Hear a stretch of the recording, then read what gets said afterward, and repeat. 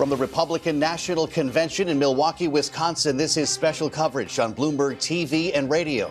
Alongside Kailey Leinz, I'm Mathieu. In just over 2 hours, Donald Trump is set to accept the Republican presidential nomination in his first speech since the assassination attempt in Pennsylvania last Saturday. It will cap a week of Republican unity here in Wisconsin, a stunning split screen, with growing Democratic calls now for President Joe Biden, currently recovering from COVID, to drop out of this presidential race. Our guests over the next 2 hours, Republican Representatives Chuck Fleischmann and Greg Murphy, Julie Azari of Marquette University, and Harold Hamm of Continental Resources. So after days in Milwaukee, Joe, tonight is the night. It is night 4. We are waiting to hear from Donald Trump, who, of course, has said in the aftermath of last weekend's events, he has rewritten his speech. Yeah. He's going to talk about unity tonight. That has been the theme projected so far by this Republican National Convention. Well, we've had a few grains of salt come with that, with some real red meat in the hall last night. J.D. Vance, of course, speaking. Peter Navarro and others will be very curious to see what type of posture the former president brings tonight, what his message will be. When he takes the stage, Kailey, roughly 2 hours from now, it's going to come with some surprises because it's Donald Trump. We also expect to hear from the likes of Hulk Hogan and Dana White before the former president takes the stage. Indeed. Of course, he is in the hall. You are looking at live images now. If you're joining us on Bloomberg TV and radio, he has made his entrance, and we await his remarks. We'll be joined throughout this evening by Bloomberg's very best, including Anne-Marie Hordern and Tyler Kendall, who are inside and outside the arena in Milwaukee this evening. Anne-Marie, let's start with you. What's the feeling like inside now that Trump has entered the room? Well, it's absolutely electric inside this room. Former President Donald Trump came in about 10 minutes ago to AC/DC's Back in Black. Quite fitting. A man who's been almost exiled in Mar-a-Lago is being embraced once again by this Republican Party. And tonight they will crown him king as the official nominee. He will give a speech. What Brett Baer is saying on Fox News is that he will not mention Biden once in this speech. And individuals I've been talking to close to the former president say he is really going to talk about unity. And we're not just talking about unity with the Republican Party, but unity of this entire nation. That is what he is trying to project. Of course, the question is how long this will last. And Joe and Kailey, the stark contrast and the split screen this evening cannot be more stark. You have Biden in both political and physical isolation in Delaware, and the former president being absolutely embraced, and a party really is being thrown for him here in Milwaukee. Anne-Marie, we've been allowing for some surprises in the hall tonight. Give us a sense of the speaker's schedule beyond the likes of Hulk Hogan and Dana White. There are going to be some political names alongside the former president as well. Yes, and we've already heard from some political names. So his former Secretary of State, Mike Pompeo, spoke. He also wanted to paint a contrast of what 4 years were like under former President Donald Trump and what they are now under Biden. He was talking about the fact that we are living through 2 hot wars. We also heard from Miss McMahon. Of course, she was a pro wrestling entertainment chief executive officer. She also was the former president's small business administrator. She talked about policy. She talked about the fact that the Trump-era tax cuts might come back into play. She says when they were enacted in 2017, they were rocket fuel for this economy. So amongst all the pomp and circumstance and the excitement that is here on the floor of the convention center, there are a few speakers who are talking about policy, including one next to me, former Speaker of the House, Kevin McCarthy, is here as well. Individual who does like to talk about policy as well. Anne-Marie, thank you for being in the hall for us tonight. Bloomberg's Anne-Marie Hordern, tell the former speaker that we said hello. As we consider the dynamics here inside the hall, Kailey, there are questions about whether we will see the former First Lady Melania Trump, Barron Trump, and others who will be potentially in the family box later this evening. But we want to bring you outside, where it's been more a story of enhanced security and protests today. Bloomberg's Tyler Kendall joins us from just outside the arena. What are you seeing, Tyler? Yeah, hey, Joe. I'm here right in front of the arena doors for the last night of the Republican National Convention. It's far busier out here than we've seen in nights past. It's also the closest that I've seen protesters get to the front of the arena. There's this real sense of heightened security out here. Clumps of law enforcement officers lining the perimeter, longer lines at the security checkpoints to get inside. But it's been interesting to see that once people get through those long lines and they're out here milling about, many of the delegates are actually wearing clothing and hats with the names of their states on them, because once you get through those doors behind me and to where Anne-Marie is on the floor, all of the delegates are sectioned off state by state. And one thing we're going to be looking for tonight is if any states get a little bit more attention than others, because we know that former President Trump is now currently targeting some key battleground states. I want you to take a listen here to Senator J.D. Vance I'm last just night. Interrupt you very quickly as you're outside the arena. We want to go back inside the arena now because Anne-Marie Hordern is standing by with the former Speaker of the House, Kevin McCarthy. Anne-Marie? Kevin McCarthy, former Speaker of the House, gracing his presence here on the floor. How are you feeling tonight? I feel very good. You know, I've been to the last 5 of these conventions. It's never been this unified. And when you look at the Democrats, they can't even decide who their nominee is going to be. I did see a video, though, circulating of you doing an interview like this, and you were interrupted by Matt Gaetz. So I know you're trying to project this image of unity, but there are divisions deep within the Republican Party when you look underneath the surface. But with Matt, I mean, he looked very unhinged. And I don't know if he's on something, but I hope he gets the help he needs. But more importantly, I hope the girls get the justice they deserve. Wow, that's quite an accusation. So what are you expecting this? People are in jail. He paid them to have. No, I mean that you think he's on drugs. Well, I don't know. People were wondering that. He just looks so unhinged. What do you think the president's message needs to be tonight? I was told he's not. Well, Brett Baer's talking about on Fox News that he's not going to mention Biden's name once. Yeah, I don't know if it's accurate, but I do know I talked to him the day after the assassination, and I do think you see a different Trump. And you know, many times when you have something so tragic and so terrible, some good things come out of it. I actually believe, talking to President Trump a couple times after that he is actually a changed man and even a better man for it. When your life goes, you look at how humble he's been coming in and listening. You watched his face, listened to his granddaughter. I think he understands even greater the value of life if anyone's walked through that. And I think you're going to hear a much different speech, and it's an opportunity for those who haven't looked about voting for Trump, an opportunity to vote for him. We just heard from J.D. Vance last night, his VP pick, but over the weekend, you actually talked about Glenn Youngkin, the Virginia governor, and saying if Trump chose Youngkin, the election would be over. These were your words. What do you think of the pick of J.D. Vance? Because it's shoring up a part of the party that Trump has. Is he extending over to the independents with this pick? Yeah, but I mean, the thing you got to think about with Trump is you're thinking just a VP. There's a team that gets selected. And you're listening to all the people up here from Nikki Haley to Ron DeSantis. I mean, there's a lot of individuals that could be part of this team for the president.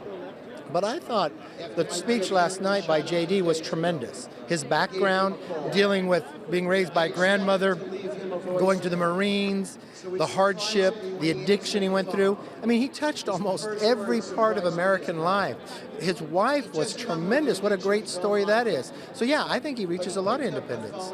You think he's going to reach his independence? Do you think the game plan is that he is going to campaign for the 3 states he mentioned aggressively last night, Michigan, Wisconsin, and Pennsylvania? I think you're going to see him parked there in a lot of different places. You said a lot of these individuals could be part of a team. Do you plan to be part of that team? Look, if Donald Trump is elected? That's not what I search for at all. Look, I want to make sure we get America back on the right track. President Trump knows how to do the job. We've seen it. He's in a better position to do it. He's got a better team to work with him on it. I think he's been a much better candidate. And in that tragic accident, I think it's also made him a better man. I want to end on one policy issue, because we heard from Linda McMahon there, and she was talking about the Trump-era tax cuts were rocket fuel to the economy. Donald Trump gave an interview to Business Week, and he's talking about he wants to have higher tariffs, lower rates. All of that, though, if you think about policy-wise relating to the economy, means higher inflation.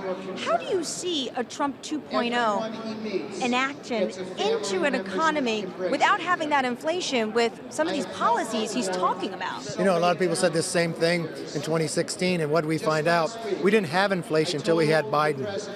he had COVID. Well, now, the Democrats went when Biden came in and extended even further. That created the inflation. So what I really see is when he talks about those tariffs, he talks about really a negotiation with the other countries. Lower yours so American products can get in, and maybe we'll keep ours lower too. So I believe you'll find not inflation, but a much stronger economy like we had when he was in before. Do you think it's an opening salvo, like a negotiation?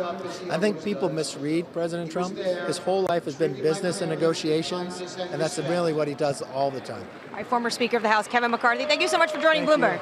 Thank you so much. Joe, Kailey, of course, former Speaker of the House, Kevin McCarthy there. He says he feels Donald Trump, the former president, feels very different after this attempted assassination attempt and does think that tonight he is going to try to invoke a tone of unity for the United States ahead of the election on November 5th. But I have seen his humanity. All right, Bloomberg's Anne-Marie Hordern on the floor of the Pfizer Forum with some of the biggest names in the Republican Party. Great to see that interview with the former Speaker, Kevin McCarthy, of course, not just talking about what we're likely to hear from Donald Trump, but having some positive words for the speech that J.D. Vance gave last night. And as Anne-Marie said, some accusations made about some other speakers. Yeah, that's for sure. Kevin McCarthy off the cuff, but also fascinating optics tonight. That room is getting full. Anne-Marie gives us a good sense of that shoulder-to-shoulder feel that you have in a floor that will likely be shut down at some point soon in advance of Donald Trump speaking, of course. And to that end, we want to talk to Julie Fine about that. Bloomberg's Texas bureau chief is with us at the table here. Julie, you've been spending time in that room tonight. None of them will compare to what they're about to see. A lot of us remember 2016 when he came out, the silhouette with Queen playing in the room, We Are the Champions. Apparently Kid Rock's going to be playing tonight. How wild is this going to get? Well, it's so different from 2016. I mean, it really is. I mean, 2016, everything was new. When it came to former President Trump, we'd never seen a convention like that before. I mean, I remember looking up at where the teleprompter was, and there were just no speeches. People were coming up and talking, people you never heard of before. This is a much more organized convention, but it is much more of a celebration this time around. And I think the preaching of unity will be very interesting tonight to see how that thread continues. Well, and what's another interesting is that this thread is happening alongside a completely other thread in the Democratic Party. While the Republicans are here talking unity, it is disunity in many ways on full display as there are growing calls for President Biden to drop out of this race. How is that likely to change the nature of the speech Donald Trump will give tonight? Well, I think as you were hearing, there were reports that the former president won't even say the name of President Biden. However, he may say the president. We don't know if he's going to say the name Kamala Harris, the name of the vice president. I think we should be listening to that for that. Listen, a lot of Republicans that I have spoken to basically think that this is a matter of not if, but when. And there's a lot of speculation about who the candidates could be. I expect we're going to hear a little undertones of that tonight as well. A little bit less than 2 hours until we hear from the former president. You'll be, of course, seeing and hearing that address live here on Bloomberg TV and radio. Julie Fine, thank you so much for the analysis. As we head over to the Asia-Pacific region now with markets, they're coming online for their Friday session. We've always got our eyes on the financial markets for you, even as we bring you live political coverage. Bloomberg's David English joins us now from Hong Kong. David, give us a sense of how the U.S. political story has shown up in the markets there. Certainly, and a good Friday morning from the Asia-Pacific, where you are getting markets coming online, as you mentioned. So you have Japan, South Korea, and also Australia. I mean, it showed up in a weaker dollar, and certainly comments coming out of former President Donald Trump earlier in the week have made traders rethink how extreme some of this positioning can get, particularly when it comes to dollar-yen and shorts around the yen, for example. So the dollar index, as case in point, is actually on track for the sharpest drop, monthly drop so far this year. And it's also worth noting that sort of the political story has happened quite literally in parallel to the repricing around what the Fed is going to do and when they're going to do that first cut, which is September right now. It's also showed up in the form of higher gold prices and fairly extreme levels on the technical side when it comes to some of these gold mining stocks, which have been exhibiting overbought signals. And as you can see, we're pulling back across some of the big ones in Australia. The chip space is also a separate but related story. We are on track for a steep drop across a lot of these chip-related plays in the Asia-Pacific. So those are some of the pockets that is starting to show up. Broadly, I'll just give you a sense of how things are shaping up, or shaping down, in fact, when I look at my screens right now. So we are on track for a weekly drop. You have Japan coming online. And, of course, we're going into the next hour where you have Chinese markets coming online. So we'll keep an eye on that. So Taiwan, obviously, and TSMC in the story there as it pertains to chips. And also, of course, the party did come out with that communicated statement following the third plenum. And we'll see how markets digest that, of course, in the next hour. Back to you guys. All right, Bloomberg's David Ingles in Hong Kong, thank you so much for joining us with a check on the markets as we consider the intersection of financial markets and policy here at the Republican National Convention. Of course, as we just heard our very own Anne-Marie Hordern talking about with Speaker Kevin McCarthy, a number of these kind of policies we are considering, be it tariffs, tax cuts, we're considering the inflationary impact. But something else we've been hearing a lot about here in Milwaukee is energy specifically, something that the vice presidential nominee, J.D. Vance, mentioned more than once in his address last night. It's about the energy worker in Pennsylvania and Ohio who doesn't understand why Joe Biden is willing to buy energy from tin pot dictators across the world when he could buy it from his own citizens right here in our own country.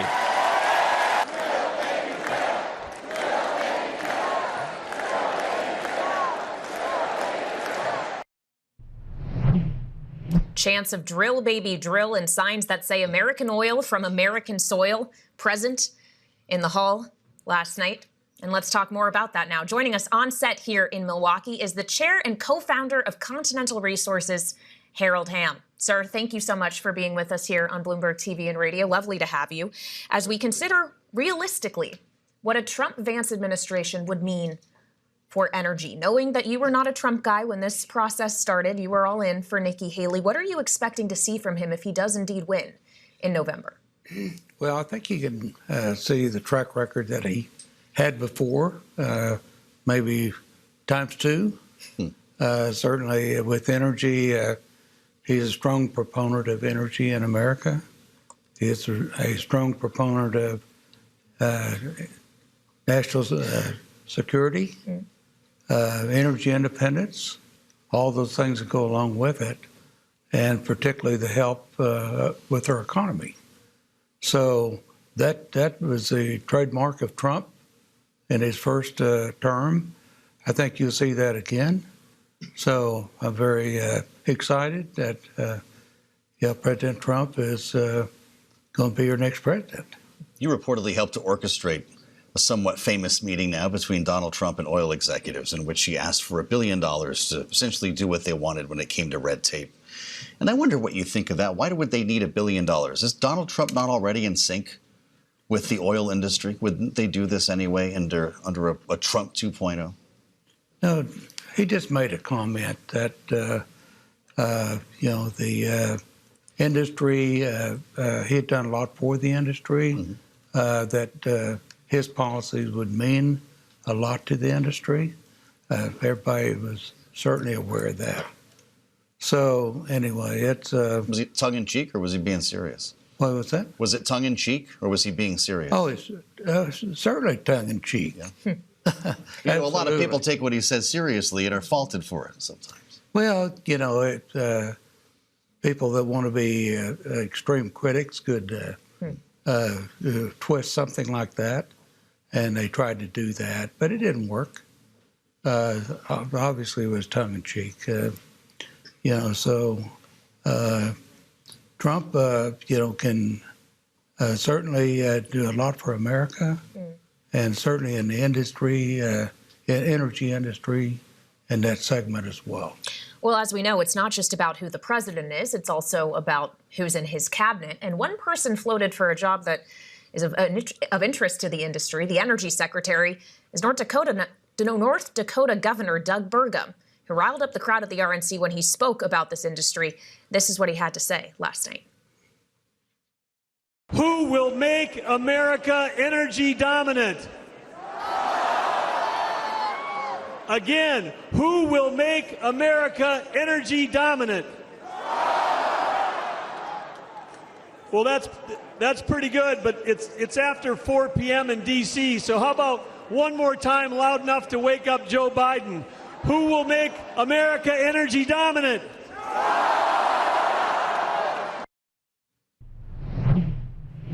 Does that sound like a man you'd like to see be the Secretary of Energy? I think it would be a tremendous waste of talent. Really? Yeah, oh yes. Governor Burgum is so talented that, DOE, a lot of people think that, that's what runs energy. And there's a whole lot of policy and everything that runs energy besides the DOE. So I think it would be a waste of talent. Certainly he could do that job, but he could do so much more. And, Governor Burgum is a great governor. He's a great spokesman for energy, of course, but he's a great spokesman for a lot of things. So we think a whole lot of Governor Burgum.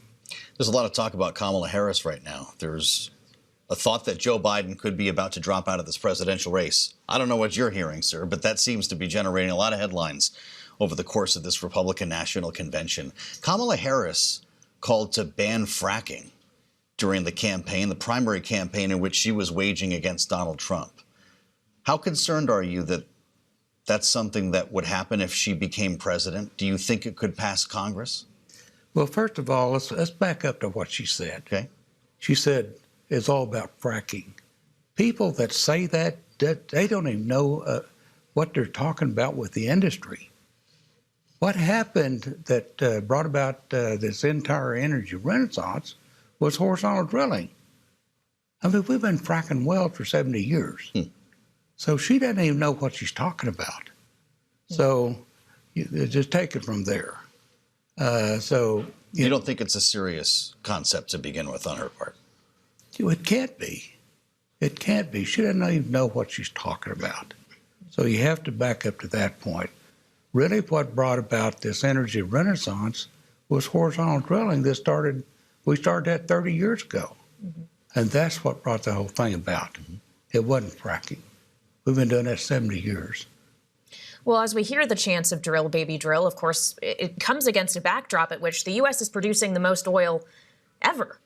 So when we talk about, or we hear about in places like here in Milwaukee, unleashing American energy, is it not already effectively unleashed, especially when we know so many of these companies are all about capital discipline, returning that capital to shareholders, keeping a lid intentionally on production? Even if you deregulate, is it really going to unleash much? Well, first of all, I don't think anybody's keeping a lid intentionally on production. I mean, that's what oil and gas companies do. We produce everything we can. And so but there has been, a move toward returning revenue, if you will, earnings to investors. And certainly capital discipline, plays a big role in that. Instead of spending everything on CapEx, some of it goes back to the investors. So that's out there. But people are producing everything they can. But that started 30 years ago. That's what brought from terminal decline to where we're at today was horizontal drilling and everything, all the technology that went with it. So it's been a long process to get to where we're at here today. And you had a lot to do with that. Will you be in the hall for the speech tonight? I will be. Yes, I will be. I hope you have a good night and stay safe, sir. Tonight in Milwaukee. Thank you for talking with us tonight at the table. Here on Bloomberg. Thank you. It's our pleasure. Howard Hamm of Continental Resources, as we work our way up to Donald Trump's speech tonight on this fourth and final night of the RNC, and we're going to have much more ahead. Our special coverage of the Republican National Convention live from Milwaukee here on Bloomberg TV and radio.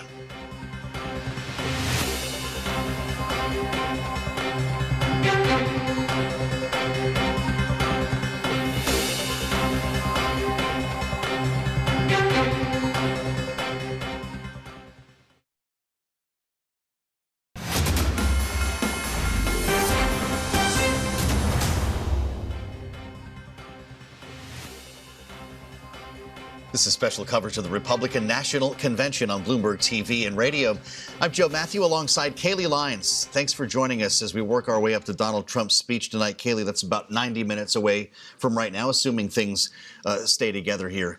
And we'll bring you, of course, the sights and sounds of this convention as we make our way to it. Bloomberg government Zach Cohen is part of our team covering this convention in Milwaukee and joins us now at the table. Of course, we talk so often, Zach, about what's happening in Congress. And you've got a big room full of lawmakers over there who are concerned about their elections, too. This is not just the president's convention. What does this mean for down-ballot races you're watching? And certainly, two of those lawmakers were already on stage, sort of an opening appetizer for Republicans who were in the hall tonight for Trump's acceptance speech. You had the chairs of the House committee and the Senate committee, the folks primarily responsible for reelecting and electing new Republicans to the House and the Senate, as Republicans are trying to hold on to a very narrow majority in the House, historically narrow, and try to flip the majority in the Senate. All indications are that they'll have at least 50 seats in the next Senate, given West Virginia is all but a done deal in Republicans' favor.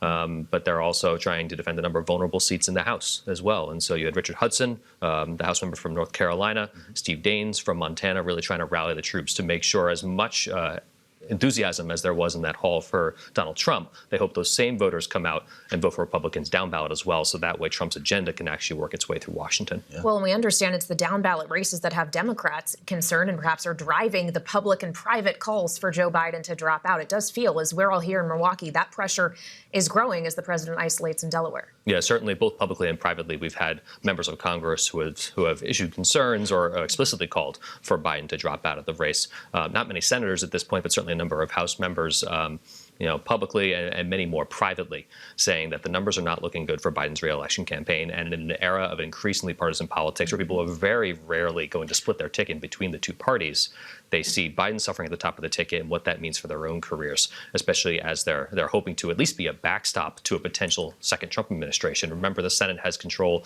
over cabinet nominations, Supreme Court nominations. The House obviously has a very critical role in spending bills. And so they want to make sure that at least that remains in place, even if they end up losing the White House. And that is a possibility, but not at the numbers that they're seeing. Yeah. All right. Zach Cohen of Bloomberg Government here with us in Milwaukee with an eye on Congress. Thank you so much for joining us. And we'll have much more still ahead of our special coverage of the Republican National Convention as it continues here in Wisconsin. We're just about an hour and a half away from the speech of Donald Trump as he officially accepts the nomination and speaks to the country for the first time since the attempted assassination over last weekend. We'll have more next on Bloomberg TV and radio.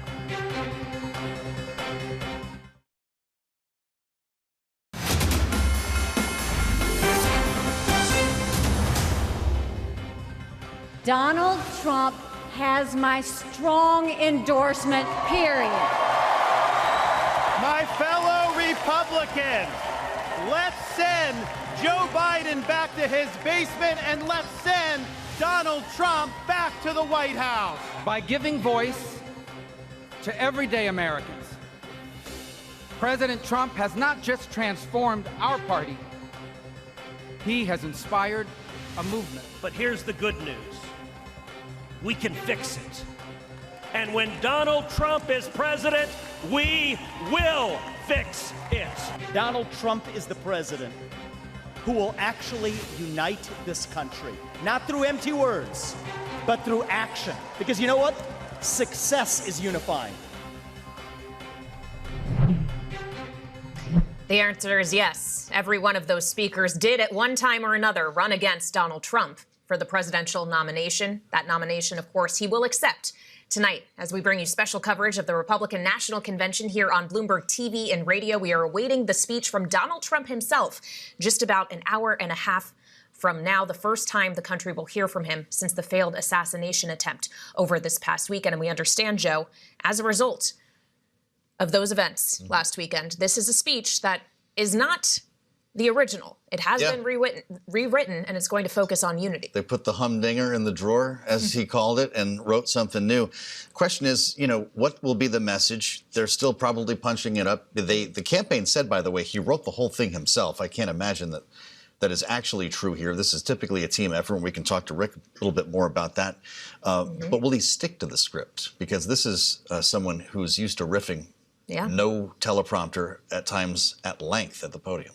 Yeah, we have lots of questions, and we have them for our signature political panel. Rick Davis, as Joe alluded to, Stonecourt Capital partner, and Jeanne Zaino, political science professor at Iona University and senior democracy fellow at the Center for the Study of the Presidency and Congress. So Rick, you do know how this goes down. The night of the convention, the candidate's about to go on the stage to give his address. So when we think about the final tweaks that are happening to the speech, has all of that already been done at this point now that Donald Trump is in the hall? Now that he's in the hall, he's obviously not involved in tweaking the speech anymore, but it could have been happening right up to the end of him walking out into the crowd. There are areas behind the stage where the speechwriters are there, preparing this for the teleprompter, making sure there's time to load it into the teleprompter. So there's some logistics involved in that. Mm-hmm. But absolutely, if we believe what the convention is telling us, after the attack on Saturday, Donald Trump wanted to change what he was going to talk about. And it's unusual to hear that the candidate himself is going to write the speech. There's a lot of flowery language. There's a lot of oratory that gets put together by the speechwriters who are very good at what they do. But they take their lead from the speaker. And in this case, I'm sure Donald Trump was pretty actively involved in whatever the new craft is going to be that we'll hear tonight. A live view for those of you with us on Bloomberg TV right now, a musical interlude between speakers. The hall is looking pretty full. We've got a lot of folks dancing and swinging cowboy hats here, and I suspect that this is effectively the tailgate that precedes the speech. And we'll have a number of speeches tonight that we'll be dipping into as we keep an eye on the festivities here. Jeanne, take it from where Rick left off. This speech is loaded into the teleprompter. Which Trump are we going to get tonight? I think that is the big question, but this is going to be new for Donald Trump. I was just thinking, 2016, they suspected they might lose. They were surprised in the end to win, but certainly when they went to that convention, it was not a sure thing. 2020, by all reports, they knew that was not looking good. This time, he is being told, you are in the driver's seat. Your numbers are looking better and better and better. Now, we can all say what a difference a year makes, and that is absolutely true, but that puts an awful lot of pressure on Donald Trump to stay on message. You're being told, or he's being told, this is yours to lose at this point. Whether or not that's true, that's what they are telling him. So he would be smart to stay on that teleprompter and stay on message. But we all know Donald Trump does the unexpected. So we have to see tonight if he does. And on this theme of unity, I think it's important for us to think about unity doesn't mean the same thing to all of us or certainly Donald Trump. Usually Donald Trump says unity is unify with me, come with me. So we may be thinking of a more kumbaya definition of unity than he's thinking of. I doubt we're going to hear him say, for instance, I'm no longer going to be engaged in mass deportations, for instance. So this they may have signs that read mass deportation. Thank you. So, there's half of the country for whom this definition of unity may not resonate in the way it may or certainly will with members of the GOP and people in the hall. There's been reporting from Brett Baier over at Fox News tonight that Donald Trump is not planning to use the name Biden in the speech tonight. Is that strategically smart or not smart, Rick? Well, it's pretty clear there's a question as to whether Joe Biden's even going to be his opponent. So I think there's probably thinking on the part of them that we can be too cute by half here because it's kind of insulting to Biden. To actually leave him out of the debate. Certainly 4 years ago, he spent a lot of time in his acceptance speech attacking Joe Biden, his eminent nominee. And so I think that would be an interesting device. I would encourage that. I think that makes total sense that when the Democrats are fighting amongst themselves and undecided as to who their nominee is going to be, why invest in attacking a nominee that by the time we wake up tomorrow may not even be on the ticket. So I think that actually goes hand in hand with this new approach to his speech, which is, okay, if you don't know who you're running against, then don't run against anybody. Lay out your proposal for the country. Different from 4 years ago when he was president, he was running on his record. Now he has to run on a vision for what he's going to do in the next 4 years.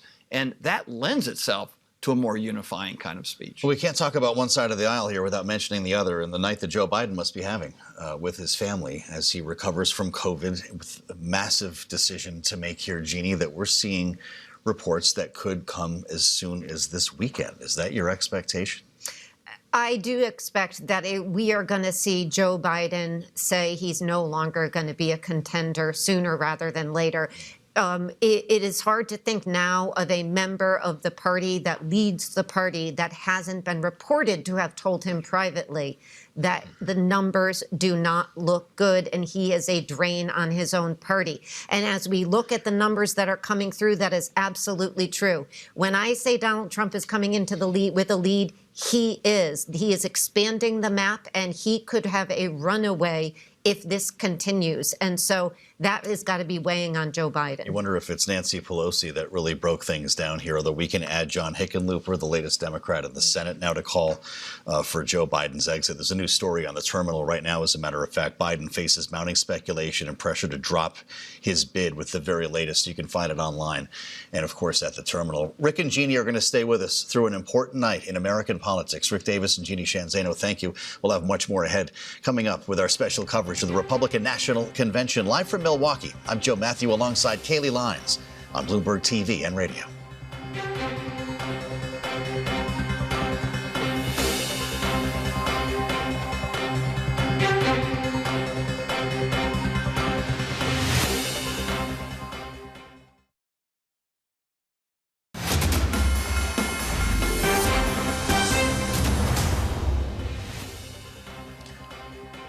Special coverage of the Republican National Convention on Bloomberg TV and radio alongside Kailey Leinz. I'm Joe Mathieu in Milwaukee. Glad to have you with us tonight as we walk our way to Donald Trump's speech, which will take place a little after 9 p.m. Eastern time. Kailey, a lot of other speakers in the mix tonight, but this is the big one, accepting the nomination of his party. He is wearing a bandage tonight, as he has been each night so far in the hall, to give us a sense, at least, of the optics here. He'll be surrounded by none other than Dana White, who will be introducing him. Hulk Hogan speaking before that.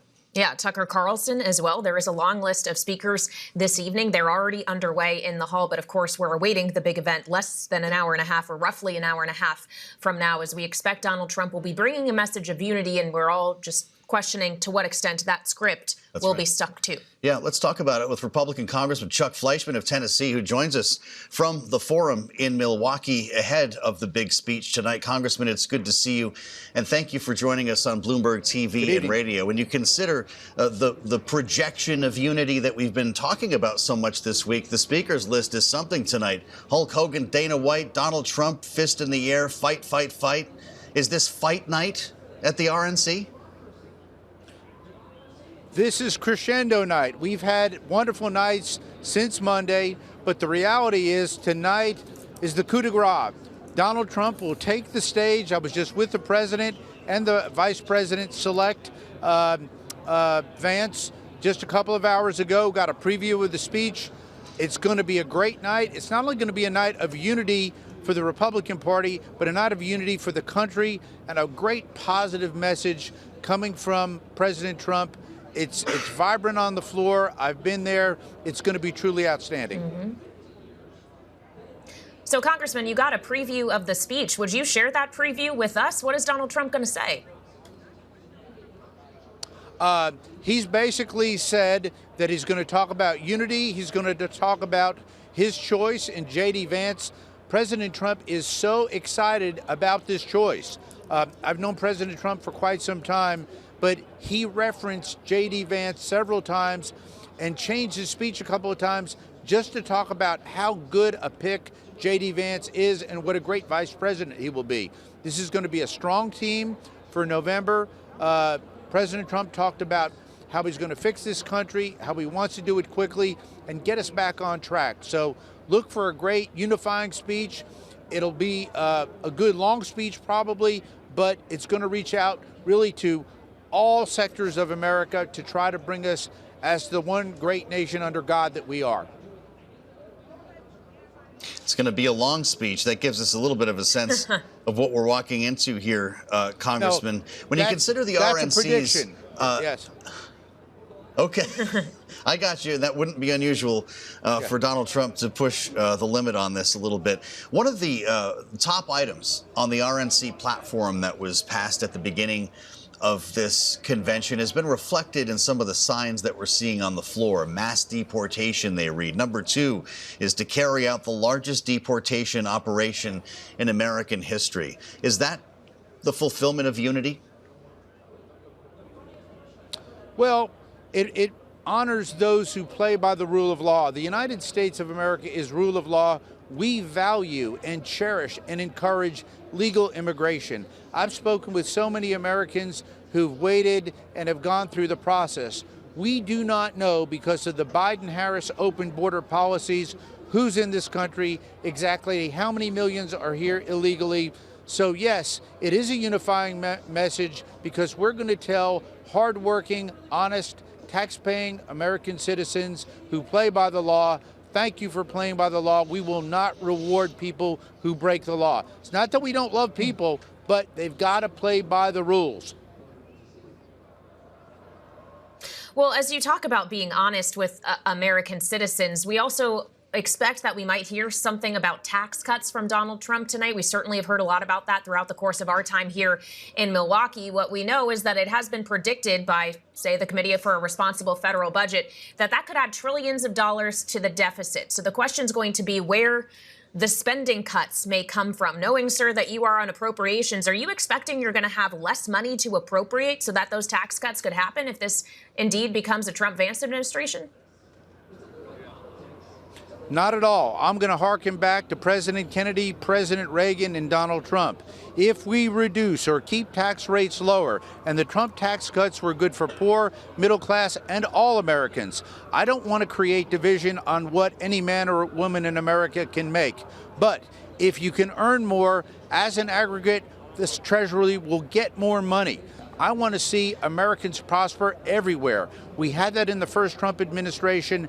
The Treasury will get more money if we leave the tax rates exactly where they are. We do not need a tax increase. I know Joe Biden and Kamala Harris want to increase taxes. That's the worst thing you can do at a time when the economy is relatively weak. We're experiencing high inflation. We've got to cure this economy. One of the best ways to do that is incentivize Americans to do what they do best and have done best for decades. Go out, work hard, make more money, and then by virtue of that, pay more taxes.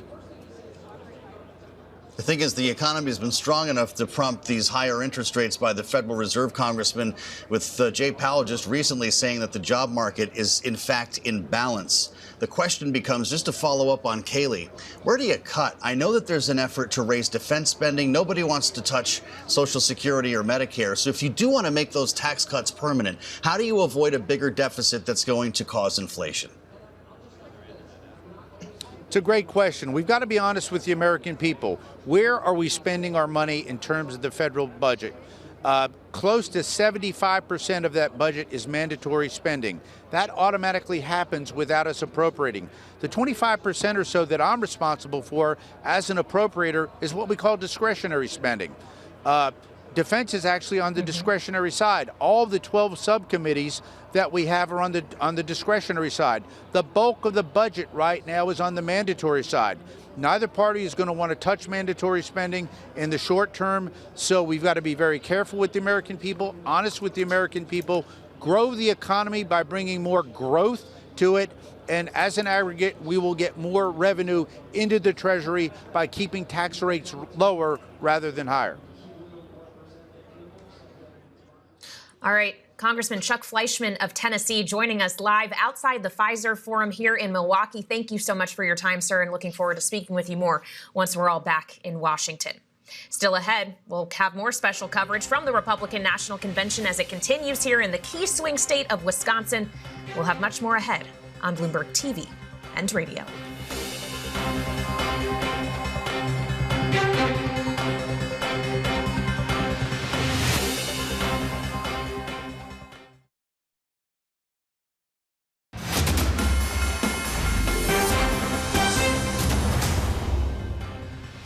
In 4 short years, Donald Trump reversed decades of betrayals inflicted by Joe Biden and the rest of the corrupt Washington insiders. Remember Build Back Better? Instead, we got broke, bumbling Biden. Nothing is built, nothing is back, and nothing is better. Biden's war on energy hurts every American because the cost of energy is in everything we use or touch every day. Under Trump, we achieve peace through strength. Under Biden, we have war, suffering, death, and a world teetering on the edge of World War III. Some of the headline speakers from last night at the Republican National Convention in Milwaukee, where we broadcast to you live from now. I'm Kailey Leinz alongside Joe Mathieu here on Bloomberg TV and radio. And for all the talk we've heard from these speakers about Joe Biden as they attack him, assuming he will be the Democratic nominee for president, we do have questions as to whether or not that actually will be the case, as we now add new calls from Democrats for Joe Biden to exit the race. Another member of the House in Jim Costa of California, and now a second Democratic senator, Jon Tester of Montana, one of the most vulnerable Democrats in the Senate in this election cycle, has now called on Joe Biden to step down. Part of his statement reading, "While I appreciate his commitment to public service and our country, I believe President Biden should not seek re-election to another term." We have to remember, Kailey, he's in a very difficult campaign to keep his Senate seat, and maybe not a huge surprise that he might come next in line, but it comes along some very important headlines that we've been bringing our viewers and listeners today on the terminal, online here on Bloomberg TV and radio. The other from Jennifer Jacobs, some Biden cabinet members discussed if it's time for him to end its bid. The call is coming from inside the House. Indeed. And from inside our House now, joining us around the table, Bloomberg's Washington bureau chief, Peggy Collins, and Bloomberg's Gregory Cordy, who are here with us in Milwaukee, where, of course, we are focused on the Republicans tonight as we await Donald Trump's speech. But Joe Biden and the Democrats keep finding ways to steal back some of the oxygen. It does feel in some ways, Peggy, like the dam is starting to really seriously crack, if not break altogether. Well, it does feel like it's coming from a variety of sides. I think we're seeing it from the Senate, we're seeing it from the House, we're seeing it from the cabinet based on our reporting. And what I think people are saying is that what they're concerned about is not only losing the White House, but losing the House and Senate in a Republican sweep that could really change the course of this country for years to come. So this could be a very important story to be unfolding over the next couple of days here. Give us some big picture on this, Gregory, because we're walking into uncharted territory once again here. It's certainly been a long time since we've had a contested convention, and there are questions about whether Democrats will take that route or simply move ahead with Kamala Harris. Well, yeah, and of course they've sort of set up this Rube Goldberg kind of virtual convention that would avoid a fight. Now, if Joe Biden steps aside before the convention, it's kind of hard to see how they could still do it in a virtual roll call because they're Democrats, right? They want as broad participation in the process as possible. Right. They're not going to have this be seen as a backroom deal. But of course, making sausage is messy, whether it's legislation, but certainly coming up with a nominee on the convention floor is going to get really messy. You would have to give Kamala Harris the leg up just because she has been Joe Biden's understudy for the last 3.5 years. She's already on the ticket. She's prepared. She would inherit his campaign war chest. Right. But you can't presume that there are other ambitious Democrats who might not also want to throw their hat in the ring. So we'll have a lot of questions when we get to Chicago about a month from now. But we're in Milwaukee now. We're at the Republican convention. We're waiting to hear from Donald Trump. We know that the nature of his speech was already changed because of the assassination attempt of last weekend. But what's likely to change with all this buzz about Joe Biden? Well, I think a couple of things, Kailey, to point out. One is the fact that on the Democratic side, we're talking about Joe Biden, the person, and his age, not where the Democrats can lead this country on policy. On the Republican side, they have an opportunity tonight, as they have had during the week, to talk about issues like the economy, immigration, national security. So I think that the former president will pound on a number of those issues tonight. And then I also think that he may start to lean into some of the perceived chaos that's going on in the Democratic Party to potentially draw out another weakness there. Speakers on the stage tonight, including Tucker Carlson, have said that Donald Trump is a changed man, that he's a different person after living through this assassination attempt last weekend. Should our viewers and listeners take that kind of talk seriously here? They've already experienced a Donald Trump term. Would 2.0 actually be different in terms of policy? I think we're all waiting to see what he has to say tonight and how he portrays it. Now, remember, this is going to be what we call in our business teleprompter Trump, right? We have seen over the past 8 years that there's two different Donald Trumps. There is the Donald Trump who gives official speeches that are very scripted, and necessarily so for the moment. An inauguration address, an acceptance speech at the convention, some sort of diplomatic statements can be very scripted. when he goes to a rally, when he's talking to supporters, we get a very different Donald Trump. So I am very attuned to what he's going to say tonight, but the proof will be in how he maintains that tone throughout the campaign. We'll see if he's live at the Improv or on script tonight. We'll find out either way as we bring you that address live and unfiltered here on Bloomberg TV and radio about an hour from now, assuming all things are on time. Big thanks to Bloomberg's Gregory Cordy and Peggy Collins for great work this week in Milwaukee and helping us here on Night 4. Coming up, our special coverage of the Republican National Convention continues live from Milwaukee here on Bloomberg TV and radio.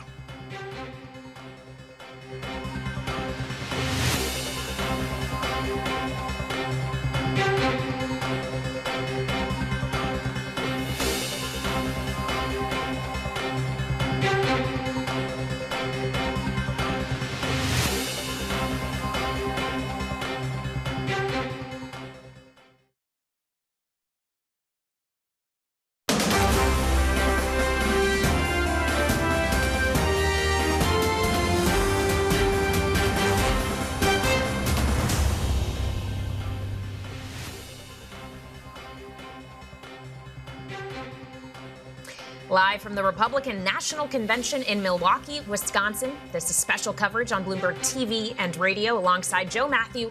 I'm Kailey Leinz as we broadcast to you live on Night 4, awaiting just over 1 hour from now the speech of Donald Trump as he accepts the Republican presidential nomination. The first time we will hear him speak in such a capacity, and of course the first time he will speak to cameras following the attempted assassination in Pennsylvania last weekend. It is a big night for the former president and for the party. You said it, Kailey, and it's interesting. We came all the way here to Milwaukee to cover a Republican convention, and we've found ourselves reporting just as much or more on what's happening on the Democratic side of this presidential race. And we do have some breaking news here from the Associated Press. It appears the campaign is going to be circling the wagons tomorrow. Yeah, the AP is saying that they will be holding an all-staff meeting on Friday. That is tomorrow. This is, of course, with growing calls from within the Democratic Party for Joe Biden to drop out of the race, including another Democratic member of the House, Jim Costa, and a second Democratic Senator, Jon Tester of California, joining the chorus today. For sure, a loud chorus. Nancy Pelosi, Chuck Schumer, Hakeem Jeffries reaching out to Joe Biden, and something that's developing in real time here. We'll keep you abreast of this. As we wait to hear from Donald Trump, he should be hitting the stage if things are on time, and I don't want to claim that they are. A little bit more than an hour from now, we'll bring you the sights and sounds of this Night 4, and our reporters are inside and outside the Fiserv Arena here in Milwaukee. So let's get started with Bloomberg's Anne-Marie Hordern, who brings us straight to the floor of this Republican National Convention. What's happening there, Anne-Marie? Well, the floor right now feels like an absolute party. We did see former President Donald Trump walk in about an hour or so ago. He came into AC/DC's Back in Black. He has left his seat, though, likely to go backstage to try to prep for this moment. And what we've been hearing is that he's not going to mention the word Biden, not once tonight in this speech.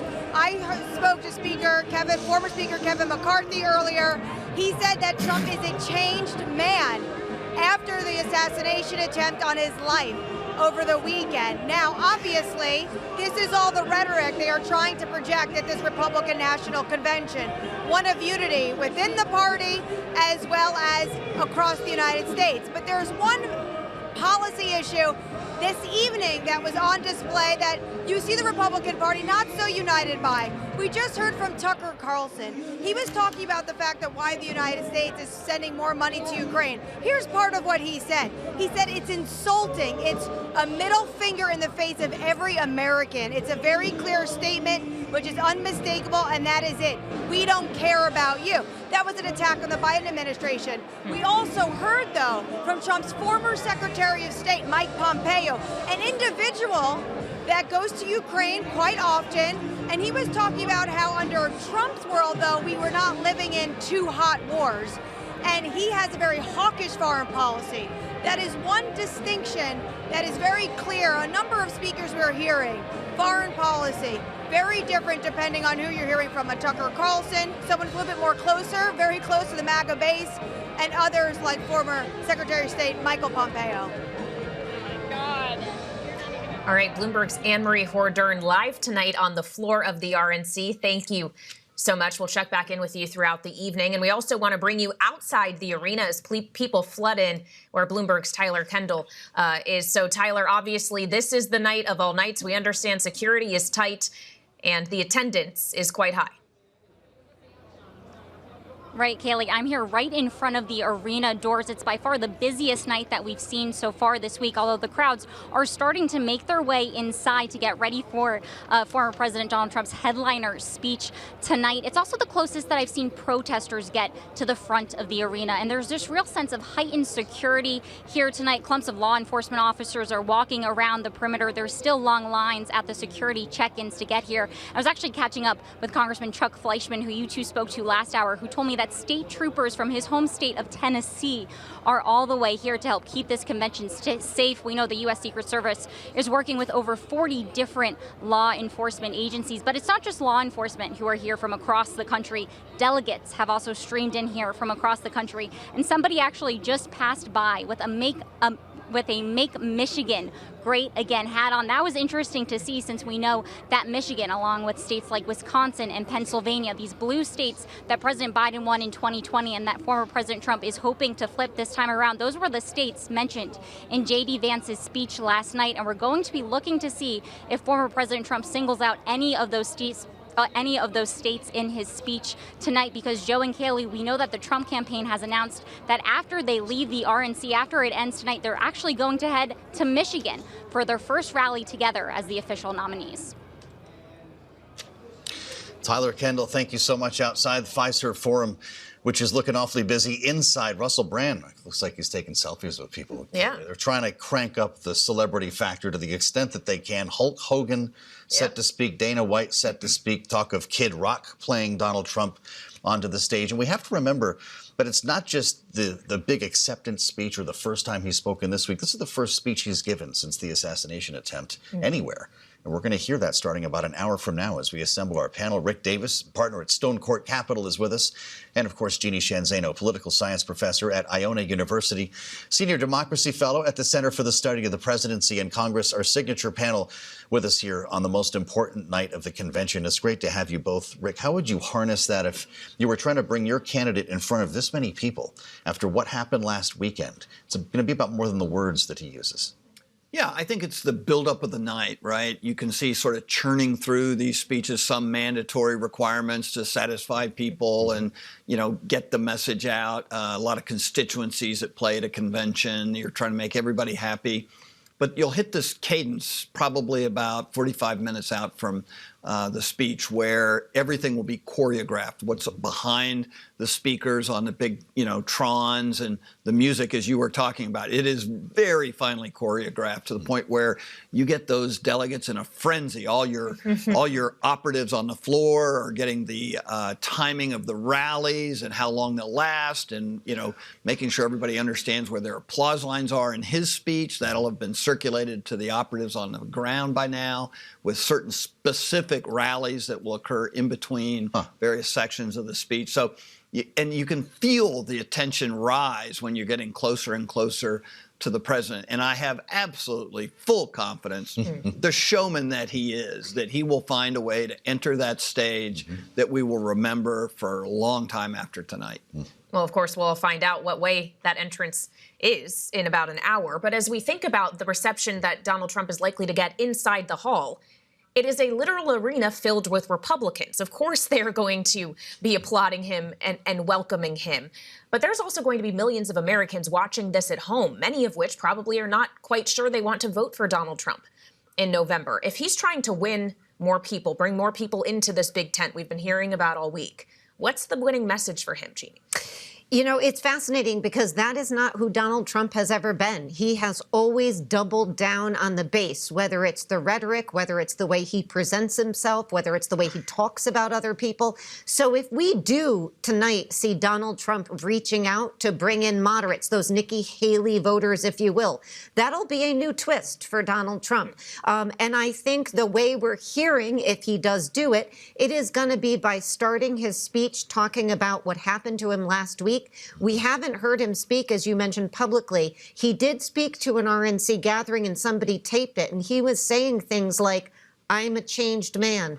God was with me. This was an act of God. I shouldn't be here. And so that is something I think we may hear him use at the top of the speech as a way to reach out to people and say, this is who I am now, having been changed by this intervention. Remember, he told people privately, if he hadn't turned his face in a way he never does at those rallies, he would not be with us. So you've got to imagine that changed him. But then the speech may morph into where he's usually is at these rallies, and that is something we know about Donald Trump that is more divisive. And so it's going to be curious, but I think the top of the speech is going to be where he tries to reach people and sort of reintroduce himself. All right, Jeanne, Zaino, and Rick Davis, our signature political panel and Bloomberg Politics contributors, will be back with us later on this hour as we count down to Donald Trump's speech here at the Republican National Convention. And our special coverage of it continues live from Milwaukee, next on Bloomberg TV and radio.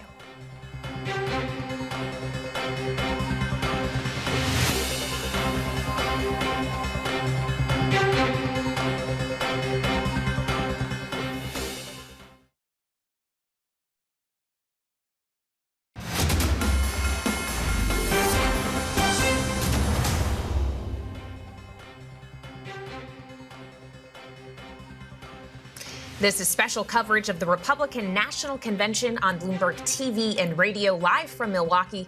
I'm Kailey Leinz alongside Joe Mathieu as we count you down to Donald Trump's acceptance speech as he gets ready to take the stage and officially become the Republican nominee for 2024. As we look ahead, joining us now to preview the speech, Republican Congressman Greg Murphy of North Carolina, not with us in Milwaukee this evening as you were recovering, sir. We know from having a tumor removed. We wish you well. We hope you are feeling so. And I'm wondering how else you're feeling on this night and what you're expecting to hear from Donald Trump. Yeah, well, thank you. I'm feeling very well. Look, I'm really looking forward to this because, you know, I think Donald Trump is going to come out tonight and speak to all Americans. I think he has the entire time, just some people aren't listening. But it's a different place, you know, as he points out. I mean, if he had moved his head, he would not be with us. But it's going to be a great speech tonight. Look, when you put him in comparison with the troubles that Joe Biden is going through, it's going to be a lightning shot difference. And so really looking forward to hearing it. Well, we're trying to get a sense of what a Trump 2.0 would look like, Congressman, and whether it would look a lot like 1.0. Donald Trump did an extended interview with Bloomberg Businessweek a couple of weeks back, and we're talking about something called Trumponomics, and I'm trying to get a sense of what that is. If it's the same policies that we saw in the first term, because J.D. Vance is talking about some other ideas, including raising the minimum wage, for instance. What would this next Trump White House look like when it comes to the economy if he wins? I know you might mention making the Trump tax cuts permanent, and I wonder also where you might find room to cut. Well, I think it will be a little bit more of the same. To your point, I do think we make the Trump tax cuts earlier. It brought so much business back from overseas and through employment through the roof. It was a great thing to stimulate the economy. But what we're going to have to go back and really what's happening, what is number one on people's minds today is inflation, inflation, inflation. The Democrats love to talk about the world's strongest economy, but that doesn't mean much to middle America where things cost, you know, $17,000 more now than 3 years ago. So we have to touch with them. And this is where I think J.D. Vance will really be fantastic. It's touching to the average American that he, as he's shown, he came from dire poverty on how we can do this moving forward. Well, as you talk about the higher costs Americans are facing, Congressman, we've also seen analysis like that from the Peterson Institute of International Economics that suggests the kind of tariffs that both Donald Trump and J.D. Vance have expressed support for could add another $1,700 annually to middle-income Americans' costs. Is that really the kind of policy that the Republican Party should be pursuing if really putting more money in people's pockets is what this is all about? Well, I think that's a fair assessment, but I don't know where that's going to be. You know, tariffs have a reason. It's because of unfair trade practices, which, to be very honest with you, this administration has done absolutely nothing on trade. And I'm on the trade subcommittee on Ways and Means. We've really not done anything. And if we're trying to spur American business, yeah, that helps us in all regards. You know, bringing down inflation is going to be the number one economic goal of this administration. And we do that by cutting things, by less spending, the nonsense, frivolous spending that's happened during this administration. I think judicious tariffs are absolutely on the block. Where, though, Congressman, as we hear from the committee for a responsible federal budget, they're saying that without massive cuts in other places, likely entitlements, it will be deficit spending. It'll add to our debt and therefore stoke inflation. So if we're being serious about this, are you looking at cracking entitlements, lowering Pentagon spending? Because we're talking about such a small piece of the pie that it hasn't been a very serious conversation. Well, if you look at what spending is, what is it, 70% is entitlement programs. The other, 30% or so is defense spending and non-defense discretionary spending, or at least that's close in the proportions. I think everything should be on the block. We've had such an explosion of spending spree that happened really since COVID, that everybody's had an entitlement. We need to pull the people back in the workforce. The present administration loves to talk that the unemployment rate is the same. It's absolutely not true, because the workforce participation rate is still a percentage down. And that's 3 to 4 million people that should be in the workforce, who should be working, should be paying taxes and bringing in revenue. So I think a lot of things we work on entitlement programs. People who can work should be working, period, point blank. And I think there are a lot of things that can go on to this. It's not the voodoo economics that more spending and deficits don't mean anything. They mean something. And this is what's, I think, going to be incumbent upon the Trump administration really during the first 100 days. Well, of course, Congressman, he still has an election to win. And your state, the swing state of North Carolina, will play a role in deciding whether or not he does. Of course, we got new polling today from Emerson that looked at all of the swing states, including North Carolina, found Trump is ahead of Biden significantly, 47% to 38%, while third-party candidates get about 8.7%. My question to you, sir, is we have serious questions about whether or not Joe Biden will ultimately be the Democratic nominee. Do you worry that if it's anyone else, a Democrat might be able to win North Carolina? I don't think so. Even if, there are rumors that it's going to be Kamala Harris and North Carolina Governor Roy Cooper. He can't pull in. He can't change what's going on. Kamala Vice President Harris was given one job, and that was to secure the border and work on immigration, and this failed miserably. I don't think changing candidates at this point in time, and the Democrats have backed themselves into a corner because they picked Vice President Harris. She's the only one that they could put in. I think that she has a lower approval rating than Biden does at this point in time. I think if we just continue what we're doing, the message that we're going to bring this country back again, and the fact that we just don't have any unforced errors, I think President Trump wins North Carolina easily, and he goes on to win many of the other swing states easily also. Well, do you have a good relationship with your governor, Congressman? What would Roy Cooper bring to the table? I think it would be an attempt to bring South and some of the other issues in with him. We have a fair relationship. I wouldn't say it's, anything that we talk to each other every other week. But I don't think he brings really anything to the table other than a male and a leading Democrat male. They're in a really bad spot, and they've pegged themselves. And this is what happens when you pick poor candidates. They really don't have anybody else to turn to really at this point in time. And it's sad. I feel sorry for President Biden. He's not physically able to do the tasks, and people know that. And he can't, no matter what how much makeup you put on or whatever, people are seeing through that right now. So I think it's sad that his family's putting him through it personally. It's just another reminder that the road to the White House does run through North Carolina, amongst some other important states, Congressman, and that's why we're glad you could join us. Greg Murphy of North Carolina on this night 4 of the Republican National Convention. We thank you, sir. Coming up, our special coverage continues live from Milwaukee. I'm Joe Mathieu alongside Kailey Leinz. Stay with us on Bloomberg TV and radio.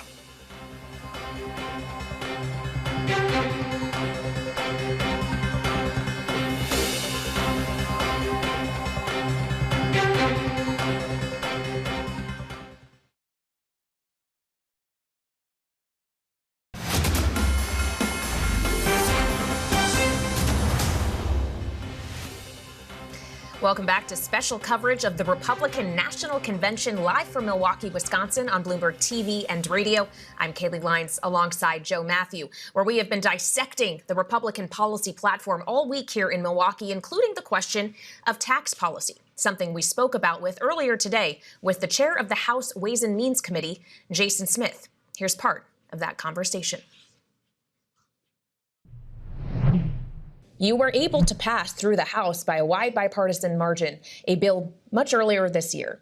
Expand the child tax credit, tax breaks for businesses as well, stalled out in the Senate. Can we first start by asking you, before we even look ahead to what comes in January 2025, whomever is president, is there a chance that can happen with this Congress still? Absolutely. You know, the tax agreement that you're referring to was a bipartisan effort between Senator Ron Wyden from Oregon and myself, two members of Congress that are not alike politically, but we found the common ground. And in fact, it proved that it was common ground because it passed the House of Representatives in January with 84% of the vote. For anything to pass the United States House of Representatives with 84%, we got 5 more votes than the TikTok bill. So I was quite happy with that. But what I will say is, you know, hearing what Leader Schumer has said in the last couple of weeks, he's gonna bring it up to the floor for a vote, and I believe the votes are there. So it's good. It will help millions of Americans.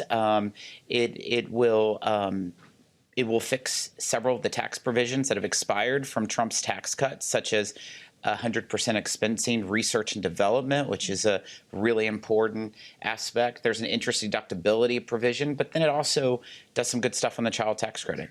So you fast forward to the debate surrounding the 2017 tax cuts, and you've got a really busy year ahead. Mr. Chairman, we've had a long-running debate here, and I know it's going to continue. Kevin Brady has been speaking to us about this. So has Maya McGinnis. And there are questions about how you make all of this happen. I know that there's an effort to increase defense spending. Nobody wants to touch Social Security or Medicare, but we want to make the tax cuts permanent. And if that's all that happens, potentially add a good amount of money to our deficit in the trillions, once again, which I don't think is something that you want to see. So then the question becomes, what to cut? It's a big discussion. Passing and addressing the expiring tax provision of 2025 is going to be a very, very huge task. In fact, it's the biggest tax cliff our country has ever seen, $4.3 trillion that will be expiring. Every American will face a tax increase if Congress does nothing. We also have a national debt at $34.5 trillion. So we're going to have to get very serious about looking at what is the optimum tax rate for certain individuals, what can help grow the economy, and what can also fund government, and make sure that all the things that are properly and necessarily needed to fund government. I think in a very bipartisan fashion, you see people wanting to protect and preserve Social Security and Medicare. We're concerned about both of those programs because by 2032 to 2033, both of them become insolvent. And so these are programs important to all Americans, but it's going to have to be addressed in a bipartisan fashion. One party cannot do it. It will never stick if not both of them are at the table. It was Congressman Jason Smith, who chairs the House Ways and Means Committee and was with Donald Trump in the family box last night at the convention. As we bring you images now on Bloomberg TV from the RNC floor, Donald Trump just made his way into the forum. Kailey, he's going to be speaking presumably in the next half hour or so, a speech that was supposed to be underway already on the original schedule. But this has become quite the place to appear for up-and-coming, potentially members of the administration and those who helped him get this far. Well, and many members of the family, the RNC co-chair, his daughter-in-law, Lara Trump, is there, his daughter, Ivanka, Jared Kushner. We see, of course, Donald Trump Jr. as well. His other son, Eric Trump, is slated to be a speaker tonight. We have a lot still ahead to cover from the RNC this evening, Joe. That's for sure. We're going to stay with this as we expect to hear from the likes of Hulk Hogan and Dana White before the former president of the United States. Live from Milwaukee, this is Bloomberg TV and Radio.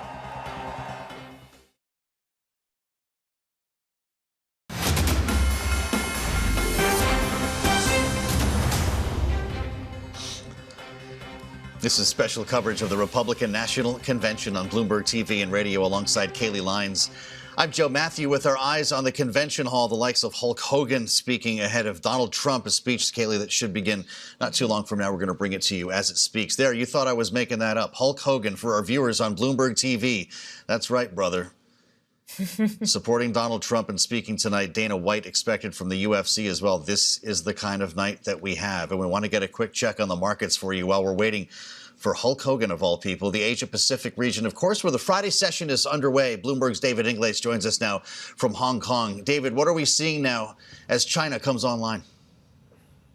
Yeah, well, the first thing I'd say is I think my career has peaked. I'd never think, of course, I'd be following Hulk Hogan, and certainly we probably need some brute strength to turn this market around, and certainly the momentum. I mean, you guys are coming to me just in time as well, because we are just getting the Chinese markets coming in line for the Friday session, and as you can see, we're down about 1% on the Hang Seng Index. It's a couple of things, right? This is really the intersection of everything from geopolitics to really domestic economic issues, and we just, in fact, finished the third plenum in Beijing. In fact, the communicated statement is out. It's vague. It typically is vague, of course, right after the third plenum, and we're waiting for more details in the following days where you get a lot more meat on the bone. But according to Moody's, the statement did contain all the right things as it pertains to the longer-term issues. We'll see what happens with that. Now, as far as the elections go, you're looking at 3-month vol and 6-month vol on the Chinese currency. So you take the spread between the two, because this one effectively includes where you are when it comes to the elections in November. This one does not.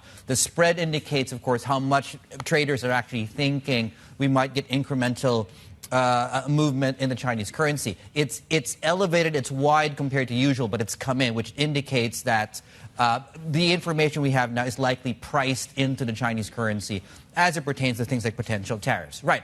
Let's flip the boards, please, where we are continuing to see the pricing coming in as it pertains to new information this week around perhaps more chip curbs as it pertains to China, is really this downdraft we're seeing across the chip space in the Asia-Pacific. So TSMC's just come online this hour, 1.4%. That's despite, by the way, very good earnings coming out of the company, on track as a whole for a 5% drop for Asian chips. That's not been a good week for these long-duration assets.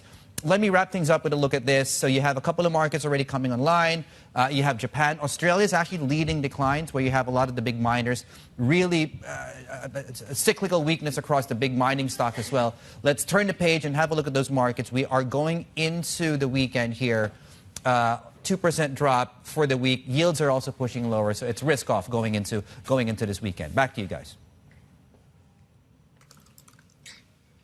All right, Bloomberg's David Ingles in Hong Kong. Happy to be here as we all peak. You've made it, David. With Hulk Hogan on the broadcast this evening. Thank you so much. Of course, Hulk Hogan speaking at the Republican National Convention here in Milwaukee, where we are broadcasting to you live. I'm Kailey Leinz alongside Joe Mathieu. And joining us now around the table is Julia Azari. She is professor of political science at Marquette University, here with us in studio. Julia, welcome to Bloomberg. Great to have you on this Trump speech night. We are awaiting his remarks, which we understand have been revised in the aftermath of the events of this week, the attempted assassination. He wants to talk more about unity. Do you expect this will be a speech for the base, or is this speech actually for undecided voters who have yet to come into the fold? I mean, I think that's the big question. When I think back to 2016, I think this was sort of a moment where Trump did pivot some of the rhetoric to a more general election audience. This will be the major moment to start the general election campaign. And we've seen kind of some of the other speeches pivot a little bit in that direction, talking a little bit about it doesn't matter who you are, what color skin you have, and trying to sort of move to a more general election rhetoric. But we'll see if Trump wants to do that, or if he wants to really focus on making this more of a personal story about himself, which so far we've seen a lot of at this convention. We were having a little bit of fun with this idea. You're sharing the screen with Hulk Hogan right now, Julia. What is the purpose of this? Who is that bringing in? Who is that adding to the fold as Donald Trump tries to vie for that 10, 11% of undecideds? Sure. I think it does two things. One is that it makes it fun. And the other is there's a distinct kind of message about this, the fighting, the strength, the masculinity, that this is all kind of tied up in that. Well, and of course, it comes just days after we all saw what will, I'm sure, become an iconic image in American history of Donald Trump surviving that assassination attempt, standing up after being shot, putting his fist in the air, and mouthing, "Fight, fight, fight." Perhaps we are seeing that fight theme on full display tonight. As he does so, right now, if you look at the polling, it doesn't look like it's Trump that has to do much of the uphill fighting, if you will. It's Joe Biden. If you look at what came out of Emerson in the swing states today, Trump leading Biden in all of them. Is this his race to lose at this point, assuming that Joe Biden continues on as the Democratic nominee?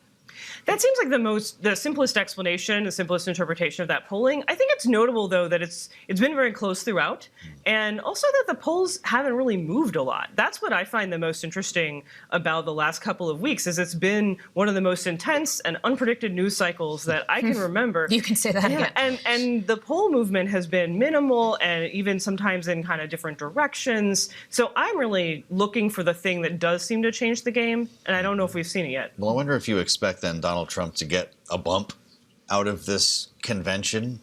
Traditionally, you see a couple of points here if you do it right, because we have spent as much time this week talking about Joe Biden in a very different way, of course. And Democrats seem to think, at least some of them, that they can gin up a huge amount of energy and activate the base if there's a new ticket that will re-energize things and might blunt a post-convention bump for Donald Trump. Do you buy that? A little bit. So I have a couple different things I'm thinking about, and my answer to this is sort of, let me tell you why I don't know. Yeah, right. But I think, so on the one hand, the convention bump is real. Not all things that people talk about like that are, but political scientists have shown that that does really happen, and that does have some kind of lasting effects. That being said, polarization blunts the effect of everything. I think that's one piece of it. I think the other one is that we haven't really seen the effects of this really complex news cycle, where, as you said, Biden has taken up some of that space. The other thing I think is worth considering is really, once we've all left the convention and this isn't our world anymore, is how many people were watching this? How many people who haven't made up their minds, who aren't political junkies, who aren't hardcore Republicans, how many people were watching this? And we'll find out more, I think, about how that impacts what shakes out. It's hard to know without, polls from a week or two away. So it may take some time for us to tell. Of course, we're watching all of this unfold in Wisconsin, which is one of the swing states that I alluded to. The 7 we understand the swing states to be, at least right now. Yet you have a new report out today from Crystal Ball suggesting Virginia, Minnesota, New Hampshire, Maine could potentially actually be up for grabs. They consider them almost toss-ups if Joe Biden remains in this race. Do you buy into that? Or are we actually looking at perhaps up to a dozen swing states? I mean, I think that one of the things that's kind of important to think about is that this idea that there are only 7 states that are truly in play is actually a very new phenomenon in American politics. I can remember elections where Virginia went red. Sure. I can remember elections where New Hampshire went red. It's a recent blue. It's a recent blue, and it's not a landslide kind of situation. So, and neither is New Hampshire, which was actually pretty competitive, for example, in 2016. So I think that's certainly possible. I think that this is where the general election campaign kicks off. This is where we see the pivot, where the campaigns are really focusing. And what we haven't seen before is 2 candidates who were so well known by the electorate. So we'll kind of see how much does that change, or, of course, the question on everyone's mind, is Biden. Well, that's why it would suggest that they don't have a lot of time to work with. If this is the start of the sprint, and only one campaign is sprinting, how long does Joe Biden really have? Because people think he might drop out this weekend. Yeah, for sure. And I think, we've seen sort of a trickle, and we've seen that story not go away. Yesterday, to me, felt like a little bit of a turning point. How about that? Yeah. Because of Nancy Pelosi? Because of Pelosi, because of the coverage of Schumer, but then Obama. Obama's not going to say that stuff if there's not a reason. Obama's not just going to go, out there and say whatever came to mind. There's a strategy there. Well, this is pretty historic stuff. Glad that you could be with us at the table here to help us sort it out. Our thanks to Julia Azari, professor of political science at Marquette University. On day 4, the final night of the Republican National Convention. And we're going to have a lot more coming up where that came from. Special coverage from the RNC. Live from Milwaukee, I'm Joe Mathieu with Kailey Leinz. Stay with us on Bloomberg TV and radio.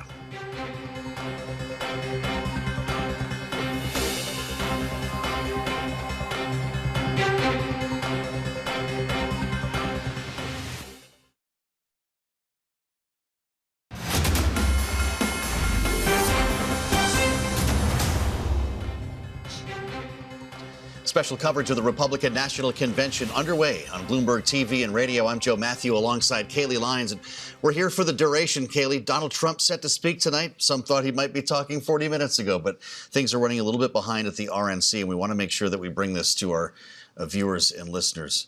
having spoken earlier today with Republican Congressman Mike Turner of Ohio, looking ahead to tonight's address, a piece of our conversation with the chairman of the House Intelligence Committee. With respect to the director for the Secret Service, obviously I have, other members of Congress have, the Speaker has called for her resignation. I think at this point it's important for President Biden to stand up. She needs fired. I mean, it's clear the agency is not working. It's inexcusable and outrageous, the failures that occurred. It could have resulted in the death of Donald Trump. They clearly were not adequately protecting him that day. You had Senator Langford here who said, you know, they knew there was a threat before they let him on the stage. And as we all know, because we witnessed it, they didn't take out the threat. They didn't shoot the shooter until he had already shot Donald Trump, which could have been a fatal shot.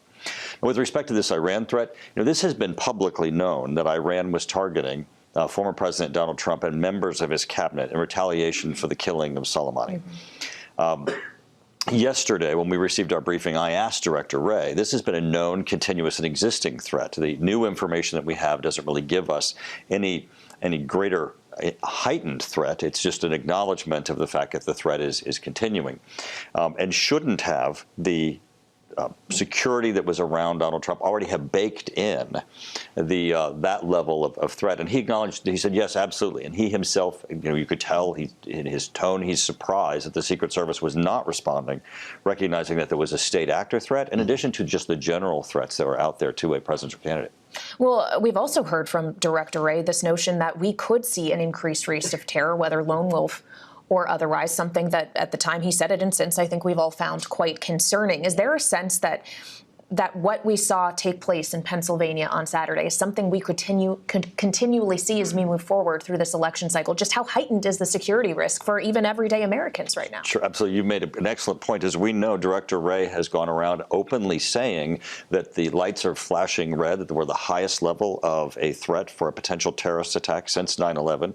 And he specifically cites the border, that there have been people have been able to cross the border as a result of the Biden administration's policies that have affiliations with terrorist groups and organizations and intend to do Americans harm. That, as you just said, should also be factored into the protection that happens at these rallies, because it's not just the president, it's also the people attending. So that it is an increased threat. And it is one, I think, that also goes to the condemnation of the Biden policies for the border, that individuals have been allowed to come into the country that could perpetrate a terrorist attack. As you arrive at the Capitol to work every day, security is a factor. With these recent developments, do members of Congress, once and for all, need to be provided a security detail? Well, I don't know. I mean, several members do have security based details. On threat level, but right. Shouldn't that be across the board at this point, Mr. Chairman? I think that we're okay right now, and that when we're in secure places, there is security provided. I think the Capitol is secure, and I think that way we know that there's sufficient protection. Well, the Capitol certainly, I would imagine, is going to have even increased security next week, because you're expecting a visit from Prime Minister Benjamin Netanyahu of Israel. I feel like that has gotten lost in the shuffle of the developments of recent weeks as it comes to the presidential race, but it's a high-profile visit at a time where there is still a hot war raging in the Middle East. What does the latest intelligence suggest about the trajectory with which that war is moving, as we keep hearing what feel like head fakes about progress towards some kind of ceasefire agreement? Based off what you've heard, what are you expecting Netanyahu will say to you and your colleagues next week? Well, I think he'll certainly assert the need for Israel to defend itself and the right for Israel to exist, and remind us of the horrendous terrorist attacks and the killing of innocent people and the taking of hostages that occurred, October 7th, and that even before that, Israel was living under a constant barrage of missile attacks that the Iron Dome would respond to, but nevertheless still resulted in loss of life and property in Israel as a result of these thousands of missiles that were being sent. Part of their entering into Gaza and trying to dismantle Hamas is, of course, dismantling that missile system, their capabilities to launch into Israel. I think his message is going to be very important, because he's also going to be hearing the messages back of both support, but that this needs to be resolved. I know Director Burns of the CIA has been doing shuttle diplomacy, attempting to get a deal with Hamas where we could have a period of ceasefire where the hostages could be released. Director Burns has been doing an excellent job in those negotiations. That was part of our interview with Congressman Mike Turner of Ohio, the chair of the House Intelligence Committee. You can find it on the terminal and online. Of course, we began our conversation with the chairman, as we heard there, Joe, with his assessment of whether or not the Secret Service director should actually resign in the aftermath of the attempted assassination of Donald Trump this past weekend. He, of course, does have that belief. And we now have excerpts of the speech that Donald Trump will give tonight. It's expected roughly half an hour from now, in which, not surprising, he does mention that assassination attempt, but also does have the expected message of unity, including pointing to a number of policy areas in what has been released. He talks about an inflation crisis, a legal immigration crisis, an international crisis. He pledges that it's time for change. He talks about drill, baby, drill. And here, as we were discussing with Harold Hamm of Continental Resources earlier in the program, he wants to bring auto jobs back through taxes and tariffs, bring prices down, and make the U.S. affordable again. And more about the forgotten men and women of America, as J.D. Vance highlighted last night, the flyover states we've been hearing a lot about at this convention. And he'll refer to the discord and division in our society that he says must be healed. I have to admit, though, I do get a kick out of this drill, baby, drill, because everyone remembers Michael Steele saying that on stage in 2008 at the convention run by Rick Davis, which became a refrain that we heard through that entire campaign. So it's back to the future. Well, you mentioned Rick Davis. Let's bring him in now. One half of our political panel from Stonecourt Capital, where he's a partner. The other half being Jeanne Zaino, political science professor at Iona University and senior democracy fellow at the Center for the Study of the Presidency and Congress. As we await Donald Trump actually delivering these remarks himself, his son, Eric Trump, is speaking now. So we are getting closer to the main event. But given the tone of these remarks, and I would mention within these excerpts, Rick, I have not seen Joe Biden appear in them. What kind of tone is Donald Trump striking? Is this the unity message we've all been anticipating? Well, I just watched Hulk Hogan's presentation, and there was no unity in that message. I mean, referred to the gathering as a Trump-a-mania gathering, that they're all Trumpites that were gathered here, and that the ticket was the best tag team that has ever been assembled. Thanks for watching that for us. And went on a whole riff about how politicians and the establishment in Washington need to watch out because they're coming back. And, you know, it was pretty direct threat to the establishment in Washington. So maybe that's just part of the entertainment for tonight. I'm sure that they thought he was really appealing to suburban women when he ripped his shirt off to reveal a brand new Trump Vance T-shirt. But who could tell what the strategy was with that? I have to play this back. As I read from our top live blog on the terminal, in a jarring seg, Hulk Hogan's audience-pleasing pep talk was followed by preacher Franklin Graham leading the delegates. Quite a transition. In a prayer. I've got the hardest job, he said. I have to follow Hulk Hogan. Jeanne, this is funny stuff. It's entertaining. Julia said earlier that the idea is just to try to have a good time and it's exciting for people. But who's talking to women voters tonight?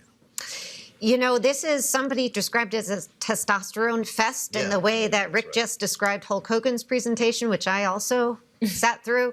It is to a certain extent, but I would also say you mentioned who followed him, which was Franklin Graham. And one of the things that he did was he praised Donald Trump for appointing conservative court justices. And that is, as Donald Trump has said, one of the highlights of his 4 years in office. But that is not something that is attractive to many suburban women or women across the country or men who love them, who are fearful about a conservative Supreme Court taking away their right to determine what they can do with their bodies. And so, you know, we talk a lot and hear a lot tonight about unity, but those messages are not unifying. In fact, you know, you have something of a divisive picture here. Half of this country is concerned that this is an authoritarian rising in Donald Trump, and rising fast. He is leading this, you know, this race. And the other half, and we hear them in the room, absolutely adore him. So I'm not sure we're hearing a lot about reaching out to women. Yeah. And in fact, his campaign managers have been very clear. They are trying to energize young men. And so they don't seem to be as interested in women. And that is going to, we'll have to see how that plays. Well, if you think back to the speech that J.D. Vance gave last night, in which he repeatedly referred to the working man and the working men of Wisconsin, Michigan, Pennsylvania, the Rust Belt states, are suburban women even part of the strategy, does it seem to you, Rick? Well, look, I think they're checking in on this convention, right? I mean, this is a curiosity. We'll have 80 million people watch this convention tonight live. And so you want to at least address in some point in the evening's discussion issues that are relevant to women voters. Regardless of what your strategy is, it makes sense to at least neutralize any negative feelings that certain voters have to you, right? It's gather up the biggest bushel of voters you can. And frankly, this is, I mean, it seems like a testosterone fest tonight. I mean, mostly males on the dais and leading up to Donald Trump. And so I think the burden's on Trump tonight. Most people don't really care to see Hulk Hogan or Franklin Graham. They're tuning in tonight to see Donald Trump.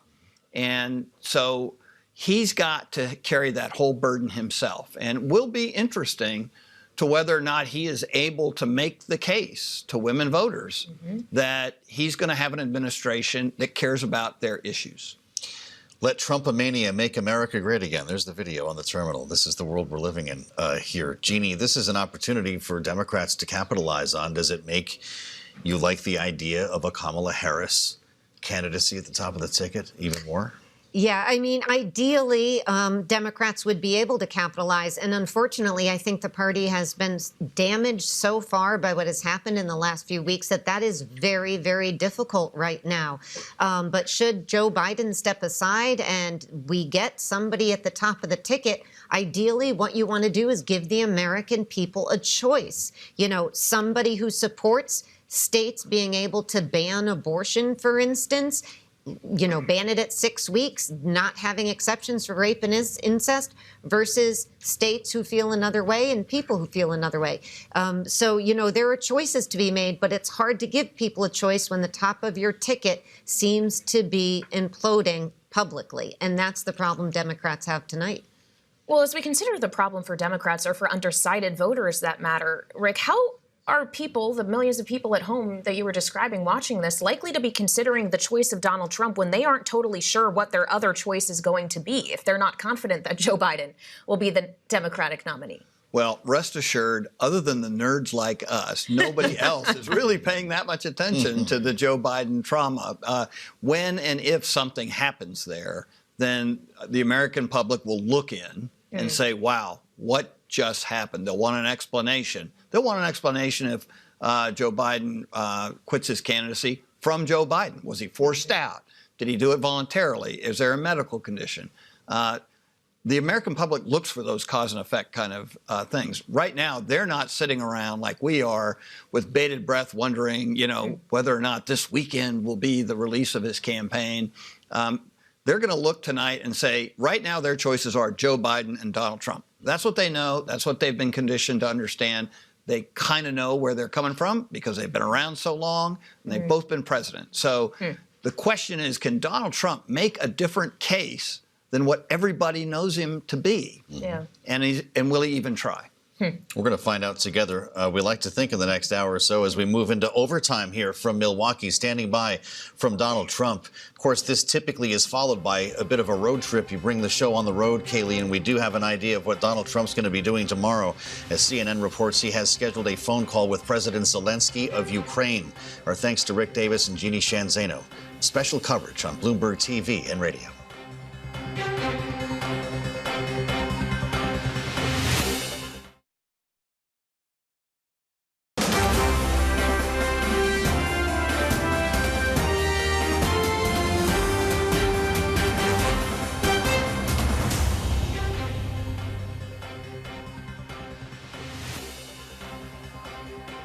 Live from the Republican National Convention in Milwaukee, this is special coverage on Bloomberg TV and radio.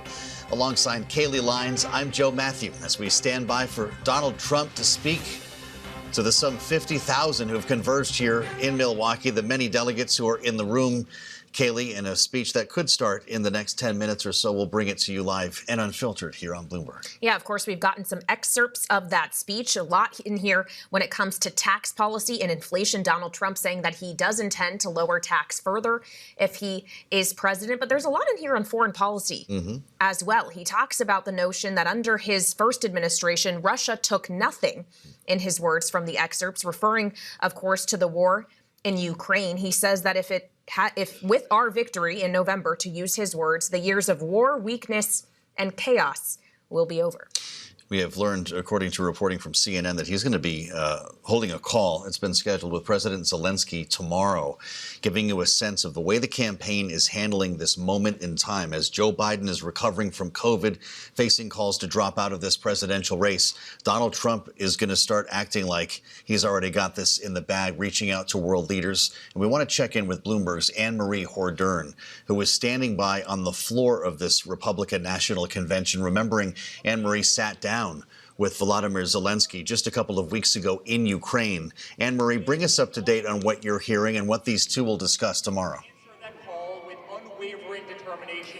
Well, I'm not entirely surprised the fact that Volodymyr Zelensky is going to have this call with President Trump, according to CNN. 3 weeks ago, when I sat down with Zelensky in Kyiv, he made it a point to talk about the fact that if Trump has a plan to solve this crisis, and he's talking about Ukraine's sovereign territory, then Ukraine wants to get ahead of it. And I got the sense that Zelensky really wanted to get in a room with Donald Trump to try to understand how he could see the end to this crisis. And he said he was potentially ready to meet with Trump. What's interesting, though, is we did speak to Robert O'Brien, former President Donald Trump's national security advisor, this week on the sidelines of the RNC. And I asked him about this. I said, Zelensky told me he is potentially ready to get in a room with Trump to try to figure out how Trump says he can solve this crisis before he takes the White House if he is elected in January. And Robert O'Brien said that likely this would not happen, though, because of election rule laws and because of national security. They would have to get clearance from the current administration to sit down. But potentially, if this is just a phone call, this could take place. But we're going to obviously see how this develops. The Trump plan, as many people linked to the former administration have written about, is that they would pressure Putin to come to the table. And if he was unwilling to come to the table, then in that moment, they would ramp up the support for Ukraine. All right, Bloomberg's Anne-Marie Hordern live on the convention floor while you hear chants of "We Want Trump." Clearly, it is lively in the Pfizer Forum this evening as we await Donald Trump's speech, which is expected any minute now. And joining us now with more around the table, Bloomberg's Laura Davison and Josh Wingrove, who covered the White House and politics for us. So as we look at the excerpts that we've gotten, we have an idea of what Donald Trump is going to say. In part, he says, to every citizen, whether you are young or old, man or woman, Democrat, Republican, Independent, Black, White, Asian, Hispanic, I extend to you a hand of loyalty and friendship. Does this seem like a Donald Trump who is actually looking to widen the net, not just speak to the base? This is certainly not what we hear in his normal speeches. However, that is at best just a platitude right now. This is not, we haven't seen the action there. We haven't seen, but if you read the top of the speech, at least the excerpts that we have, it's a very different tone. I'll note though, yesterday when we got Vance's speech, it read very dark. But then once he actually read it, he was so excited, he was smiling, he was cheerful. It'll be interesting to see what kind of tone Trump takes when he comes out and actually reads these words. He's also famous for ad-libbing. That is so important and such an important observation, considering that we are on TV and radio right now and the way these speeches can play differently, whether you are watching or listening. And I wonder your thoughts here, Josh. Eric Trump speaking now. We're going to hear from Dana White coming up next. This is the UFC guy, Ultimate Fighting Championship, after Hulk Hogan just ripped his shirt off on the stage. I'm trying to get a sense of what this message actually is, if not just fight night in Milwaukee. I mean, do I have to... you're always welcome. Follow here. Mr. Hogan on that. I think I'm reminded of the Barack Obama anger translator bit from a few years ago. It felt like Hulk Hogan gave the speech that Donald Trump kind of wanted to give a little bit, but now he's coming out with this unity speech. Look, this has been consistent with the signals he's been giving through proxies or in social media posts since the shooting on Saturday, and he wants to sort of use that as a rallying cry for his party, but also try to extend a sort of a broader message to that, a broad tent message that we've seen at earlier days in this. We'll see. This has been a really jubilant convention. I mean, there's not been really a sliver of daylight between anyone there and the party. This is a party that has gone through ups and downs this last 8 or 9 years with Donald Trump, right? Not everyone was on board the last 2 times around, and that isn't the case right now. So all eyes will be on him. It's just, I think we've gone through one of the most remarkable few weeks in American politics in some time, if not ever.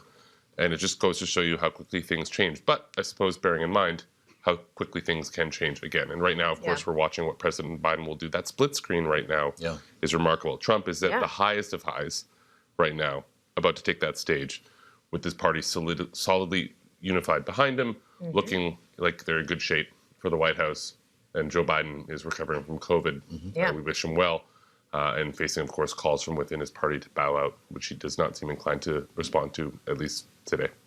Indeed. Our audience watching on Bloomberg TV will have just seen Donald Trump descending from the family box in the Five-Star Forum, heading backstage as we get ready to hear him give his speech. Of course, the first he will give, not just as the nominee officially, but since the assassination attempt. To Josh's point on Joe Biden, as we look through the excerpts of the speech we've gotten, not a single message of the president by name. Laura, I would assume that is not a coincidence, as it's unclear whether or not it is going to be Trump versus Biden at the top of the ticket in November. That plus also why, give your opponent some airtime when he's clearly struggling. Just in the lead up to these speeches tonight, we've had the second Democratic Senator, Jon Tester of Montana, come out and ask for him to step aside. There's been more reports that, cabinet members are discussing, what, Joe Biden's own allies, handpicked allies in the administration are discussing, how to get him to step down. So there's just a lot of different things at play. Trump, meanwhile, can have the big party, the balloons at the end of the night, have his entire party behind him, while talking about his vision for America. He talks about no new wars. That's a key thing in there. Also, tax cuts. It's a really interesting. You have this sort of isolationist bent, but also still, the Chamber of Commerce Republicans will find something that they like in there. No doubt. We got a doctor's note today from the president. Josh, you cover the White House for us. I don't know what you're hearing about the frequency here, but they clearly want to seem to be keeping people informed. The president's still experiencing upper respiratory symptoms, it says. He's on Paxlovid. He does not have a fever. Vital signs remain normal. They're trying to give the impression that he's fine, but people continue looking back at that video of him climbing the stairs to get on that airplane last night. Yeah, a lot of concerns swirling. And I think when next week will be sort of the pivotal moment, because they are running out of runway to either successfully force him out or have him make a decision. The reporting right now, Joe, is mixed. There are signs from all corners that top Democrats like Nancy Pelosi, Barack Obama, Chuck Schumer are or have expressed privately and then somehow has entered the public sphere that President Biden should reconsider the decision that he insists he has already made. I will suggest to you that that is not necessarily a sign that he's teetering. That could, in fact, be a sign of the opposite. This could be their last-ditch effort to go public and hope to change something. People close to Joe Biden, and we understand that that is a small group, have maintained that he intends to run, that he intends to win. And the campaign has said that their path runs through 3 states, in particular, Michigan, Wisconsin, and Pennsylvania. Those states might sound familiar because they were mentioned repeatedly by J.D. Vance over and over and over and over and over. So the campaign is not over. The Republicans are riding high right now. Democrats are, gloomy, and the mood is bad. And you can feel it with every call and text and tweet you get from them. But if they proceed with Joe Biden in the next week or so, I think they'll have to pick a lane. And if Joe Biden decides to bow out, I think we'll hear a lot from Democrats about him burnishing his legacy, selfless act. And then the question is, what now? Is it a mini primary? Is it Vice President Harris immediately sort of ascending to the top of the ticket? Does she run and win in a mini primary? It's messy, and there are legal questions about ballot access and this and that. So I think that's important to remember as well. It's not like a clean cut between stick with Biden or swiftly move to something else. It's kind of like stick with Biden and all that carries up, good and bad, or unknown mystery box number 2.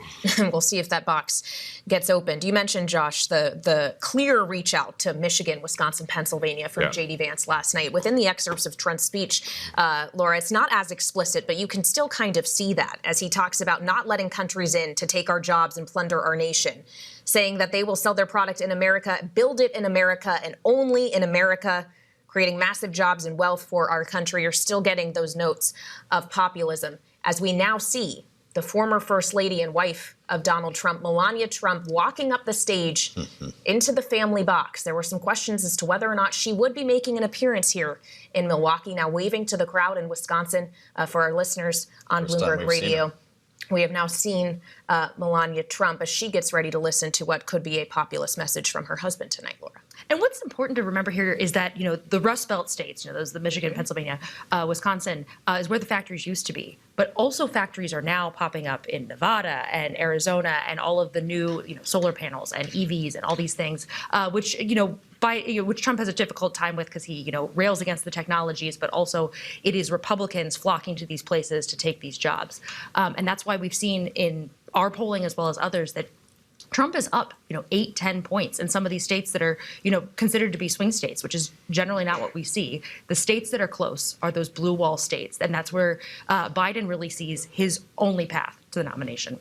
Fascinating conversation and great reporting, as always, from Bloomberg's Laura Davison and Josh Wingrove. We thank you both as we get closer to Donald Trump's speech that we'll bring to you here on Bloomberg TV and radio. Inside the family box now, as we just mentioned, Melania Trump has arrived, Kailey. Also, Donald Trump Jr., J.D. Vance, Senator Steve Daines, and yes, Hulk Hogan is actually sitting with the family now after tearing off his shirt on the stage a short time ago. What could happen next? We're going to bring it to you in special coverage of the Republican National Convention live from Milwaukee. Alongside Kailey Leinz, I'm Joe Mathieu, only on Bloomberg TV and radio.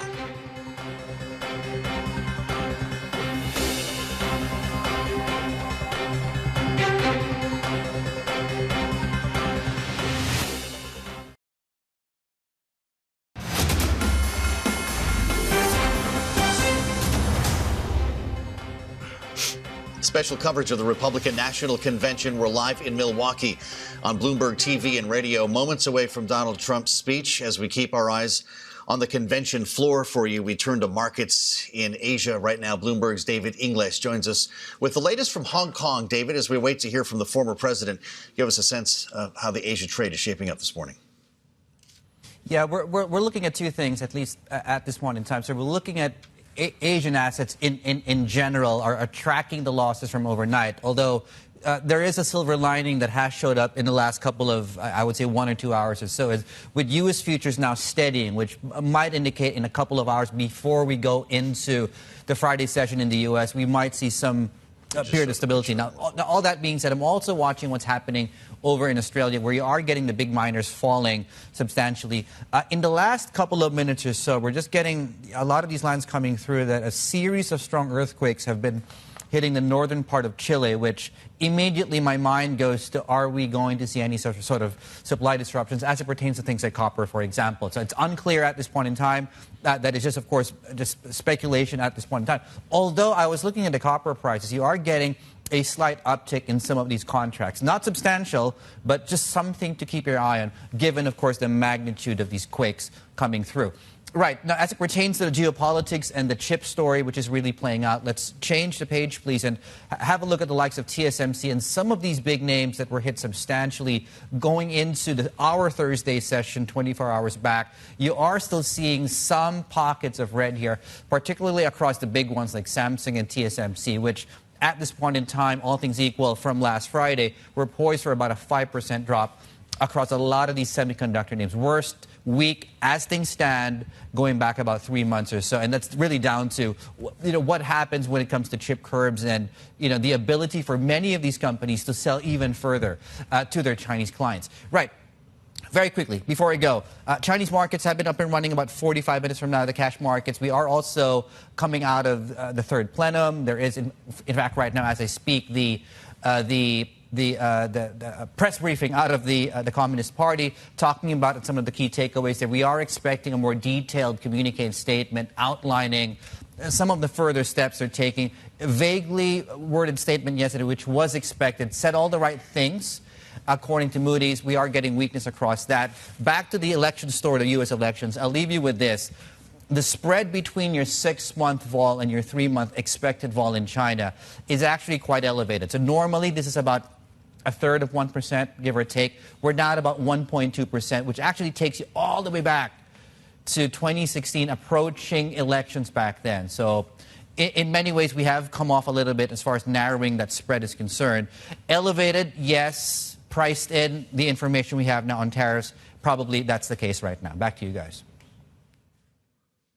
Well, yeah, on the subject of tariffs, in the excerpts of Donald Trump's speech that he's about to deliver, David, he talks about bringing auto jobs specifically back to the country through what he says will be proper use of taxes, tariffs, and incentives. He says the U.S. will not allow massive auto manufacturing plants to be built in Mexico, China, or other countries. To what extent are we already seeing the hedging for that, the preparation of that potential risk showing up in places like China? Well, I was having this conversation with, certainly I think UBS was already gaming out some scenarios along that line. So as far as the growth picture is concerned, again, maybe some background here, right? So the growth in China this year has been wanting. Where you're really getting a lot of the support is really exports, right? So in June, they reported $100 billion trade surplus. So the growth drivers are in this export market that's showing up so far. So what UBS said, in the event we get these tariffs come into play, their worst case scenario is from 5% growth, we go to 2.5%. Now, that doesn't include any sort of policy offset that China might be putting in place to shelter its economy. Now, what does it mean for the currency, right? So as far as traders go, we talked about this. The hedging has gone up. Certainly, that's number one. Now, if China was to allow the currency to adjust weaker or the exchange rate to go higher to offset any potential tariffs, and this is a question we discussed with SocGen yesterday, we'd be talking from 7.1, 7.2, 7.3, where we are right now. We'd be talking of an 8 handle on the currency. A lot of that will depend on how Donald Trump schedules those tariffs, if in fact, of course, he goes to 60%, how quickly he ramps it up as he comes into the office. So, I mean, a lot of details so far. As things stand, traders are just gaming out scenarios, not really acting on that at the moment. Yep, and of course, Donald Trump still has to win this election to implement any policy when it comes to tariffs. Bloomberg's David Ingles, thank you so much for joining us. Now, Donald Trump also has still to speak at the Republican National Convention here in Milwaukee. Kid Rock currently on the stage, livening up the crowd ahead of the former president's address, asking those gathered in the Pfizer Forum to put their fists in the air. It does seem like the energy is building, all of it building up, of course, to Donald Trump's words. So as we await them, let's bring back our political panel now. Rick Davis, Stonecourt Capital Partner, and Jeanne Zaino, Political Science Professor at Iona University and Senior Democracy Fellow at the Center for the Study of the Presidency and Congress. If you're watching us on Bloomberg TV, you see the images of the crowd dancing, Kid Rock, clearly having a good time up there on the stage. They're chanting, "Fight, fight, Joe." Good flag on that. It seems like there might be an energy mismatch, Rick, between this kind of performance and a former president who's about to get on the stage and describe surviving an assassination attempt and try to preach the sober message of national unity. Well, you can teach a message of you can deliver a message of national unity without being too sober. Okay. Donald Trump likes his theatrics. His speech will be full of applause lines and rallies that'll occur as he goes along. So I think this is the part of, creating that crescendo. But he also is a guy who, when he reads speeches, and this will be a teleprompter speech, he will not be ad-libbing tonight. He tends to be a little monotone and a little, straightforward in his presentation. He's not used to making big flourishes and that kind of thing in his teleprompter speeches. So it'll be interesting to see if he can keep the momentum up through an hour-long speech. But I would say the crowd, they lifted up J.D. Vance's speech last night. It was a mediocre speech given by a good speech maker, but the real action in that hall was the crowd, the chants for his grandma, the chants for his mother.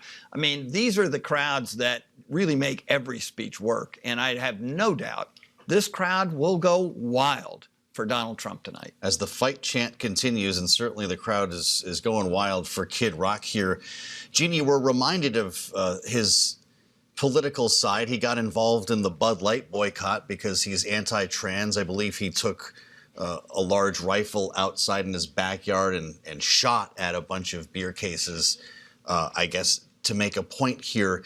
And he's been involved on that level as a friend of Donald Trump for a couple of years now. What message is that sending, once again, to undecided voters, particularly suburban women?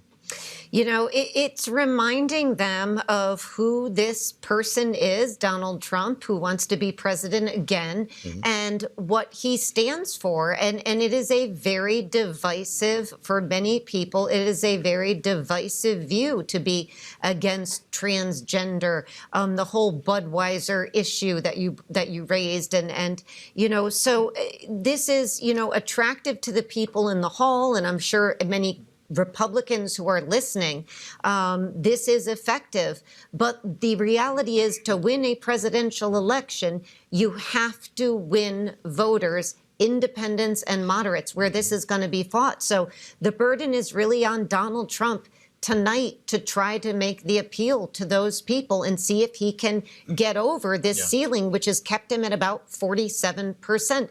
That works if you're running against somebody who's got low approval ratings like Joe Biden. But if Joe Biden does exit and you get somebody else, he could have a problem, which is why Donald Trump would like nothing more than Joe Biden to stay in this race at this point. You're seeing Dana White of the UFC walking onto the stage now. He, of course, was the last scheduled speaker before Donald Trump. So that does mean we are getting much closer to the former president's remarks. And as we consider the audience with which he is targeting these remarks, like we heard from J.D. Vance and have heard from others here in Milwaukee, he speaks of the forgotten men and women who he says have been neglected, or I guess he will speak of this according to the excerpts. Neglected, abandoned, and left behind, you will be forgotten no longer. Who are those forgotten men and women he's speaking to, and are they not already part of his base? Yeah, there has been a realignment in politics. Really started in earnest in 2016, but it's been percolating ever since the great financial crisis of 2008. These are people who never got a recovery. Recoveries really went to cities and suburbs where people were able to reestablish their wealth, rebuild their savings.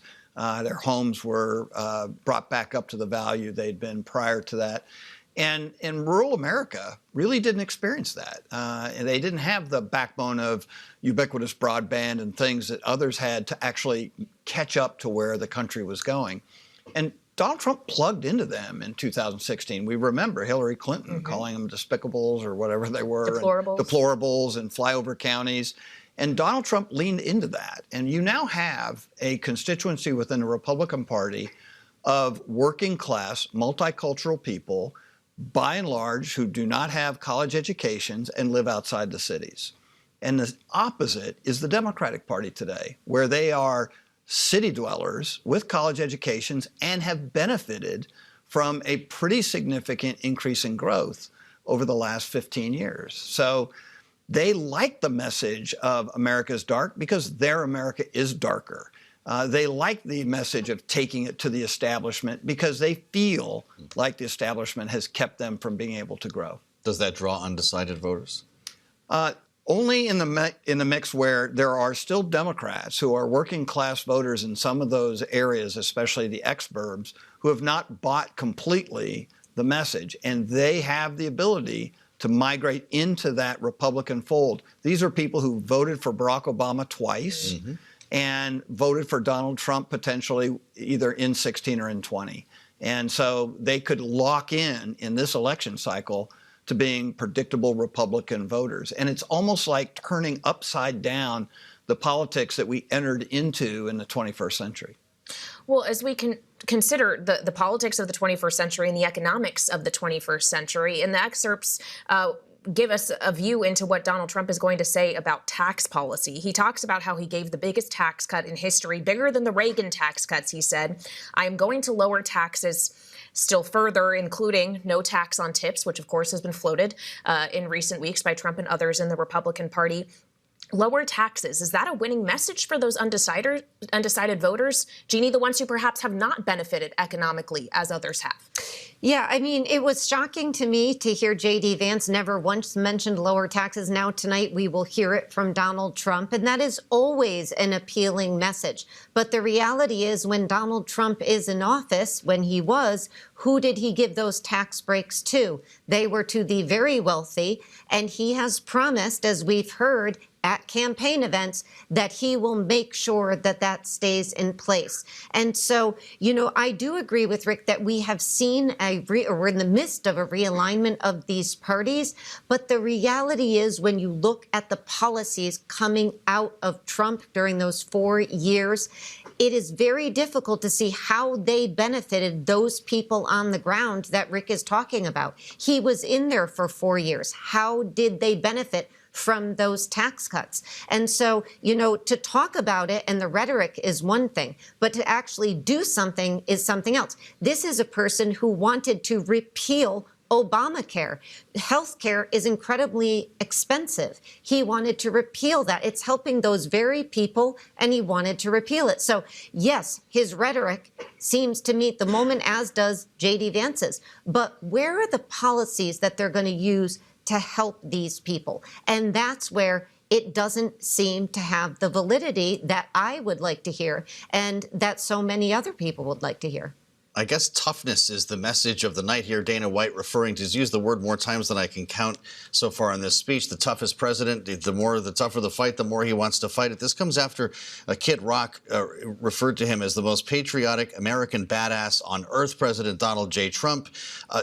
I guess I'm trying to figure out here, if they're trying to paint a picture, something that looks like the opposite of a flailing Joe Biden, or if they're actually laying the groundwork here to allow Donald Trump then to be kind of kinder, gentler by the time he gets up on the stage. Well, I don't think kinder and gentler is necessarily mutually exclusive from toughness. And you're right. I think that's been part of the theme tonight. Even Eric Trump talked about how tough and how strong and what a leader his father is, you know, and so I do think what they want to do is create that contrast, but not so much for Joe Biden, because I think it's pretty clear by now they don't think they're running against Joe Biden. Here we go, Rick. This is the moment that we've been waiting for, and we'd like to let this breathe. If we can look and listen live, the Fiserv Forum here in Milwaukee, let's consider the stagecraft here. A lot of questions about the way they would frame Donald Trump and bring him out. Dana White just introduced the former president with a live view of the floor here on Bloomberg TV and radio. It looks like we're going to get the Lee Greenwood treatment here. This is something that we typically see at a Trump rally, when he will come out on the stage and simply stand there, Kailey, while people listen to the music and get a glimpse of the former president. Yeah, and of course, this is the first glimpse we will see him preparing to deliver a speech in the aftermath of the attempted assassination in Butler, Pennsylvania last week. I would remind our audience that Donald Trump is tonight wearing that bandage on his right ear that a bullet went through, as he has all week long at the convention. As we see the buildup happening in the hall, some of the delegates gathered in the Fiserv Forum singing along as the music is playing, and we await Donald Trump. It's quite a moment to witness, Jeanne, quite a big buildup to the former president delivering this message. And of course, we'll find out after how many millions of Americans watched this, but just the gravity of this moment as we consider whether or not Donald Trump will be president once again. That's right. And what a remarkable comeback for Donald Trump. You go a year ago, all the talk was of indictments. You go back to 2020, he loses the election. January 6th occurs. He leaves without attending his successor's inauguration. And now look where he is leading the charge. This is it. Not unlike 2016, the silhouette of Donald Trump appearing on the stage. Kailey, you're right. He's still got the bandage on here. Trump lit up in gold letters behind him on the stage. They didn't shoot him out of a cannon or bring him down on wires. He just walked out there to listen to the music as he claps along with the crowd. Yeah, and Rick, clearly Donald Trump soaking it all in as these thousands of delegates and others that are gathered in the Fiserv Forum cheer for him. You've been there with a candidate in moments like this. What's likely going through his head before he delivers this speech? every candidate that's ever walked out onto a stage like that to say that they accept the nomination for their party is very nervous. They know they're seeing probably the largest audience they're going to see in their campaign right now. The image of the White House behind him, Rick. No Grecian columns. Yeah, it's interesting. They've got him sort of walking around the various points of a star and soaking up, as you say, the momentum. Many don't do this. Many of the candidates go straight to the podium, grab hold, and hope for the best. But Donald Trump is not just a politician, he's a showman. And he had a long career in television before he took the stage for politics. And I think what you're seeing here is his personal stamp on this campaign. He's probably worked with the campaign organizers for hours to detail out what will be on the screen behind me. What is the song playing? Who will I be looking for direction from? Where will the camera angles be? This is the part I think he really loves to produce, and I think he's pretty good at it. So I think we'll see him take the podium soon and begin the process of speaking to the American public. Police and firefighters represented on the stage here with a massive backdrop in the front of the White House as Donald Trump listens to the crowd chanting his name and approaches the podium. We're going to bring you this full address live and unfiltered as he soaks it all in. I don't think he's ready to go here, Kailey. He's having too much fun listening to this crowd. Indeed, as you can hear them excited to hear from him. Wow. Let's do that now. And thank you, Dana. Thank you, Kid Rock, sometimes referred to as Bob. And thank you, Lee, right from the beginning. Thank you very much. What a talent. What a beautiful, beautiful soul. Thank you. Friends, delegates, and fellow citizens, I stand before you this evening with a message of confidence, strength, and hope.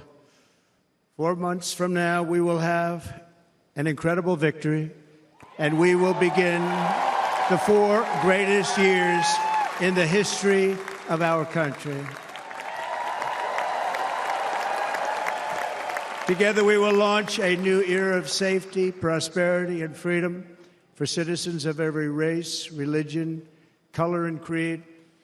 The discord and division in our society must be healed. We must heal it quickly. As Americans, we are bound together by a single fate and a shared destiny. We rise together or we fall apart. I am running to be president for all of America, not half of America, because there is no victory in winning for half of America. So tonight, with faith and devotion, I proudly accept your nomination for President of the United States. Thank you.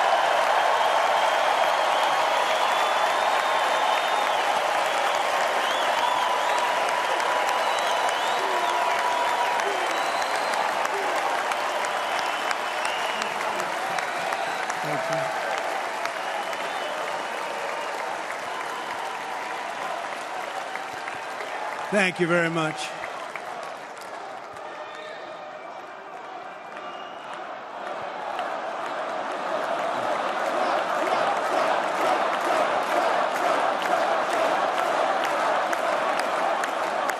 Thank you very much.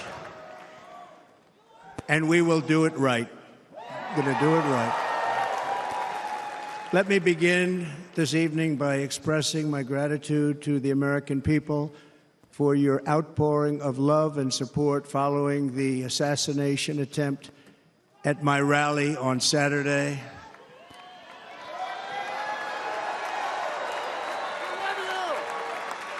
As you already know, the assassin's bullet came within a quarter of an inch of taking my life. So many people have asked me, what happened? Tell us what happened, please. And therefore, I will tell you exactly what happened, and you'll never hear it from me a second time because it's actually too painful to tell. It was a warm, beautiful day in the early evening in Butler Township in the great Commonwealth of Pennsylvania. Music was loudly playing, and the campaign was doing really well. I went to the stage, and the crowd was cheering wildly. Everybody was happy. I began speaking very strongly, powerfully, and happily, because I was discussing the great job my administration did on immigration at the southern border. We were very proud of it.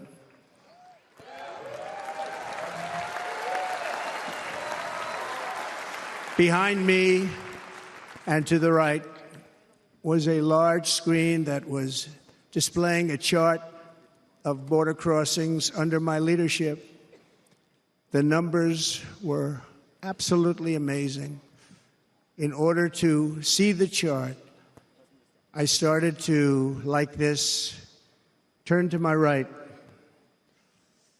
and was ready to begin a little bit further turn, which I'm very lucky I didn't do, when I heard a loud whizzing sound and felt something hit me really, really hard on my right ear. I said to myself, wow, what was that? It can only be a bullet. And moved my right hand to my ear, brought it down. My hand was covered with blood, just absolutely blood all over the place. I immediately knew it was very serious, that we were under attack, and in one movement proceeded to drop to the ground. Bullets were continuing to fly as very brave Secret Service agents rushed to the stage, and they really did. They rushed to the stage.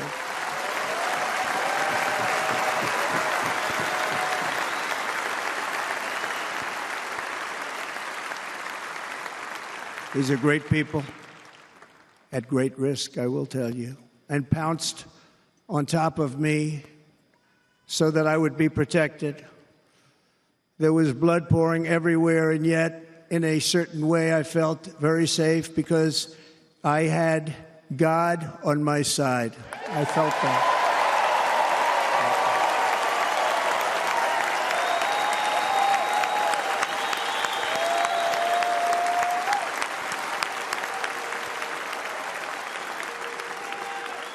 The amazing thing is that prior to the shot, if I had not moved my head at that very last instant, the assassin's bullet would have perfectly hit its mark, and I would not be here tonight. We would not be together.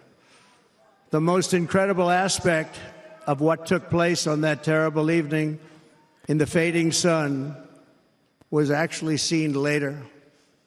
In almost all cases, as you probably know, and when even a single bullet is fired, just a single bullet, and we had many bullets that were being fired, crowds run for the exits or stampede, but not in this case. It's very unusual.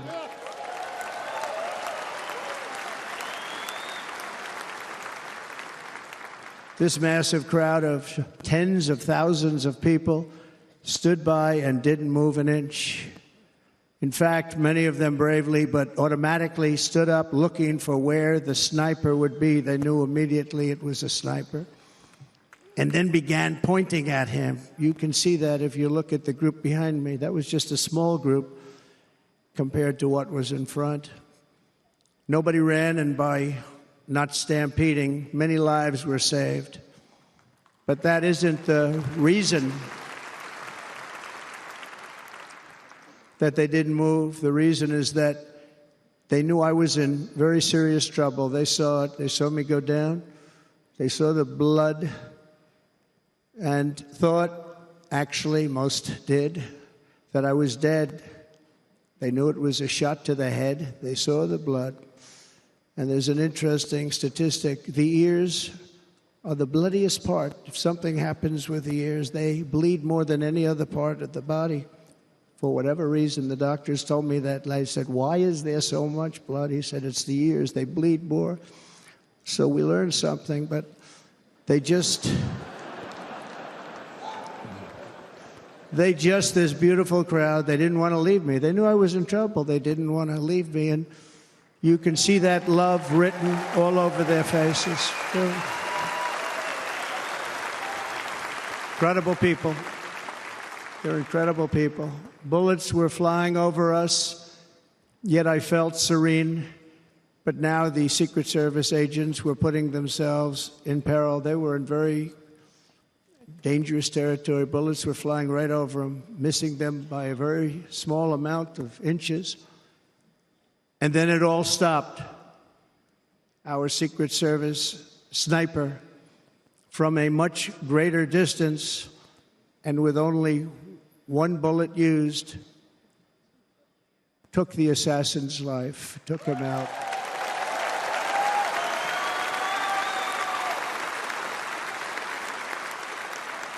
I'm not supposed to be here tonight. Not supposed to be here. Yeah.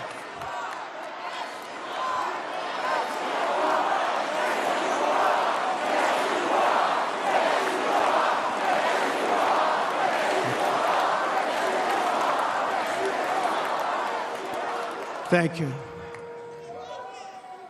But I'm not. And I'll tell you, I stand before you in this arena only by the grace of Almighty God.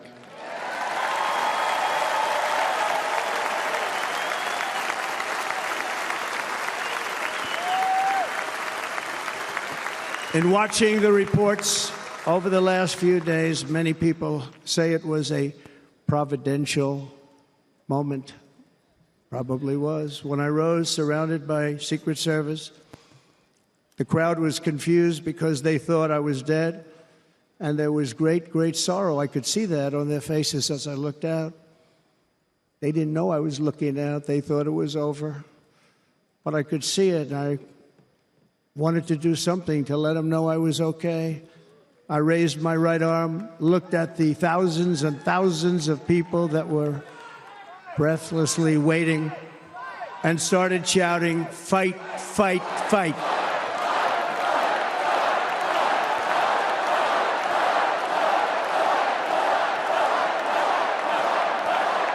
Thank you. Once my clenched fist went up, and it was high into the air. You've all seen that.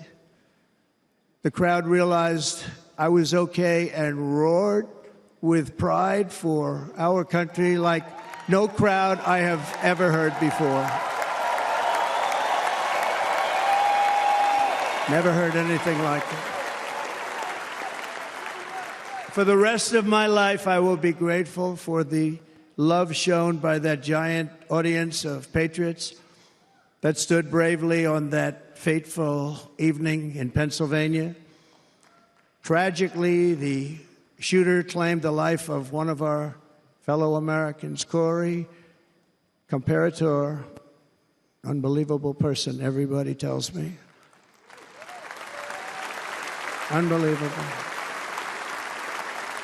And seriously wounded, two other great warriors. Spoke to them today. David Dutch and James Copenhaver. Two great people. I also spoke to all three families of these tremendous people. Our love and prayers are with them and always will be. We're never going to forget them. They came for a great rally.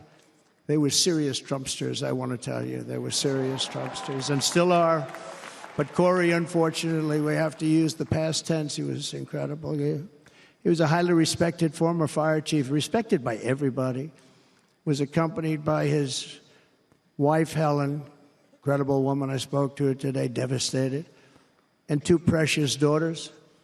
He lost his life selflessly acting as a human shield to protect them from flying bullets. He went right over the top of them and was hit. What a fine man he was.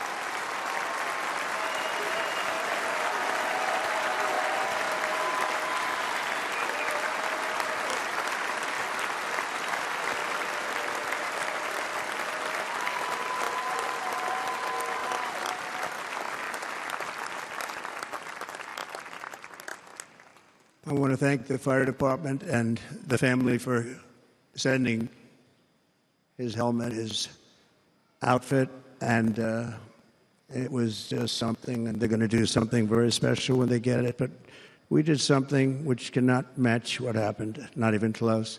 But I am very proud to say that over the past few days, we've raised $6.3 million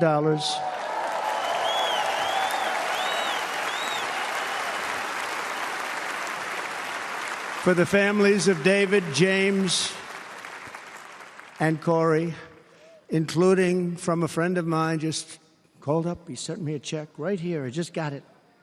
$1 million from Dan Newland. Thank you, Dan.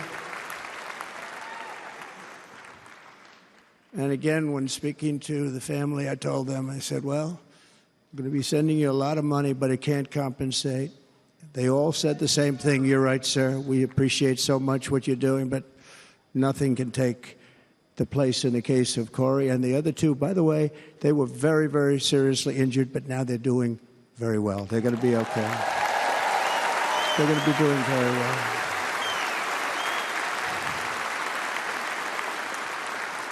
They're warriors.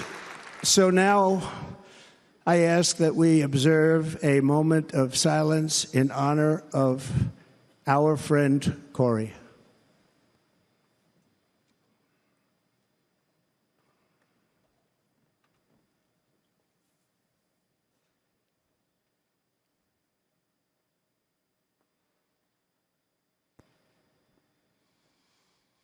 There is no greater love than to lay down one's life for others. This is the spirit that forged America in her darkest hours, and this is the love that will lead America back to the summit of human achievement and greatness. This is what we need. Despite such a heinous attack, we unite this evening more determined than ever. I am more determined than ever, and so are you. So is everybody in this room.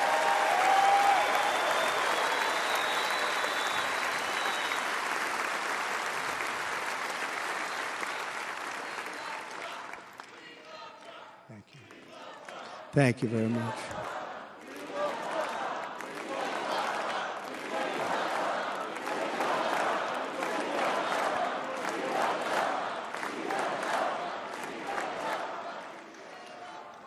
Our resolve is unbroken and our purpose is unchanged to deliver a government that serves the American people better than ever before.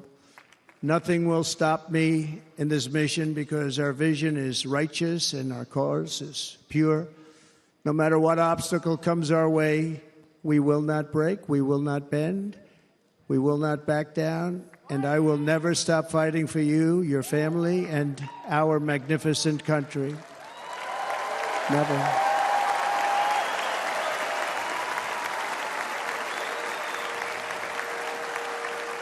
And everything I have to give with all of the energy and fight in my heart and soul, I pledge to our nation tonight. Thank you very much. I pledge that to our nation. We're going to turn our nation around, and we're going to do it very quickly. Thank you.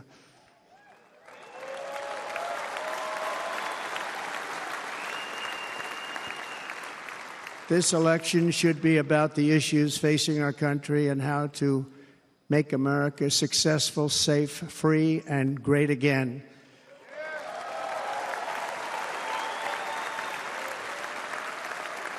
In an age when our politics too often divide us, now is the time to remember that we are all fellow citizens. We are one nation under God, indivisible, with liberty and justice for all.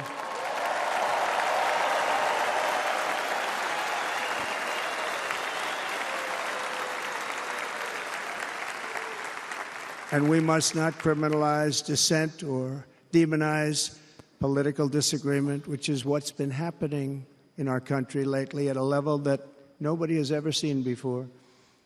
In that spirit, the Democrat Party should immediately stop weaponizing the justice system and labeling their political opponent as an enemy of democracy.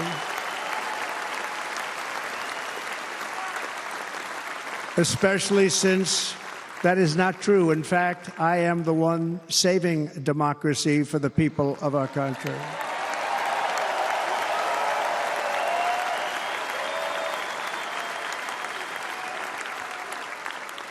And very big news, as you probably just read, on Monday, a major ruling was handed down from a highly respected federal judge in Florida, Eileen Cannon, finding that the prosecutor and the fake documents case against me were totally unconstitutional, and the entire case was thrown out of court. With all of that publicity, thrown out of court. If Democrats want to unify our country, they should drop these partisan witch hunts, which I have been going through for approximately 8 years. And they should do that without delay and allow an election to proceed that is worthy of our people. We're going to win it anyway, but worthy of our people. On this journey, I am deeply honored to be joined by my amazing wife, Melania.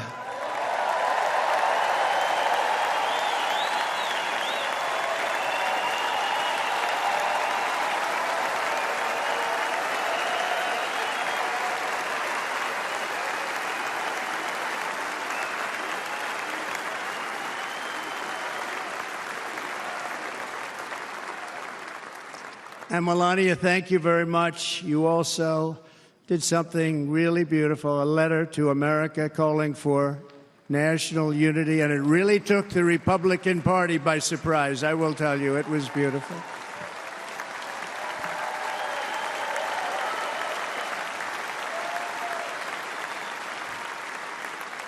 In fact, some very serious people said that we should take that letter and put it as part of the Republican platform. That would be an honor, wouldn't it?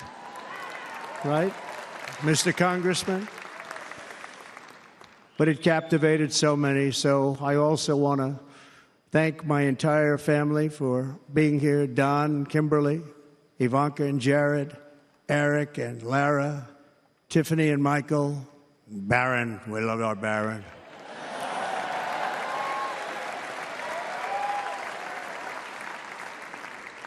And of course, my 10 wonderful grandchildren. You saw a few of them up there on my lap before.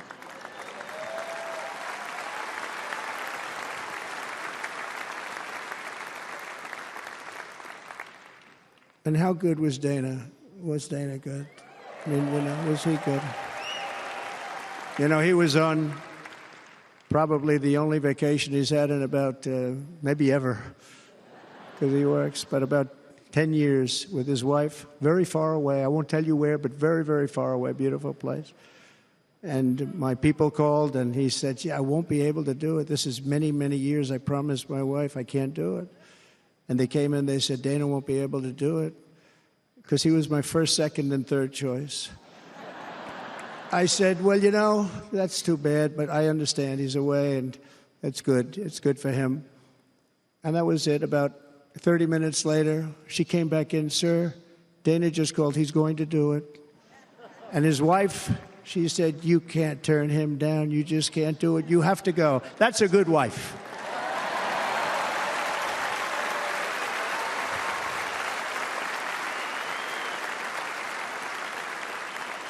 So he got on a plane. He got here a little while ago. Now he's going to get on the plane in a little while, and he's going to go back home to his wife.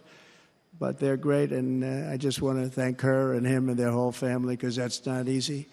And Kid Rock, same thing. Called, he said, I want to be a part of it. I want to be a part, because, Kid does his great song, Big, Big Monster song. I had no idea. He became a friend of mine over the last 10 years. And he's amazing. Everyone loves him. I didn't even know how big he was. He has rallies. 35, 40,000 people he gets every time he goes out. I think he's making so much money, he doesn't know what the hell to do with it. You want to know? And then we have my other friend, and I've known him so long, and we took that song, and it was a big success, but we made that I saw a chart of great songs to America. That was #1 on the chart recently, #1. So that's Lee Greenwood, very special, beautiful person. He's a beautiful man.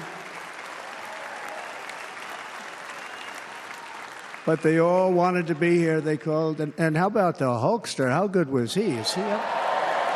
Where is he? Boy, oh boy.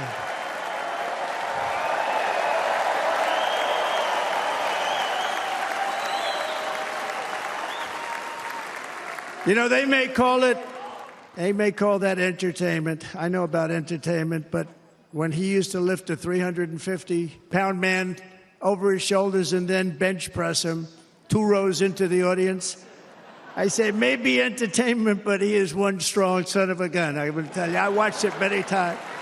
There aren't a lot of entertainers that can do that, right? You were fantastic. Thank you very much.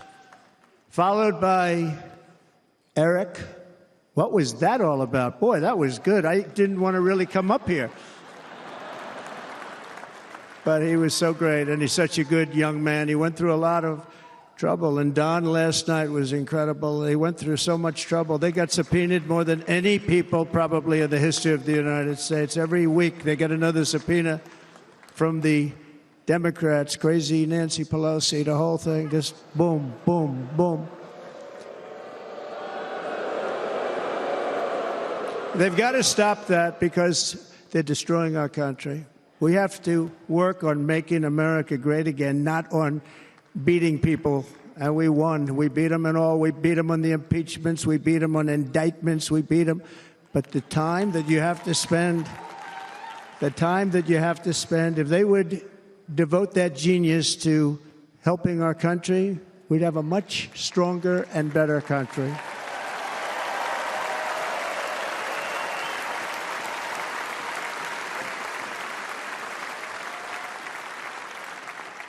And Jason, the biggest star in country music. Jason, thank you for being here. Jason, thank you very much. Jason Aldean, he's good. I like his wife even better, by the way. She's here. Thank you, Jason. But I'm thrilled to have a new friend and partner fighting by my side. The next Vice President of the United States, the current Senator from Ohio, J.D. Vance, and his incredible wife, Usha.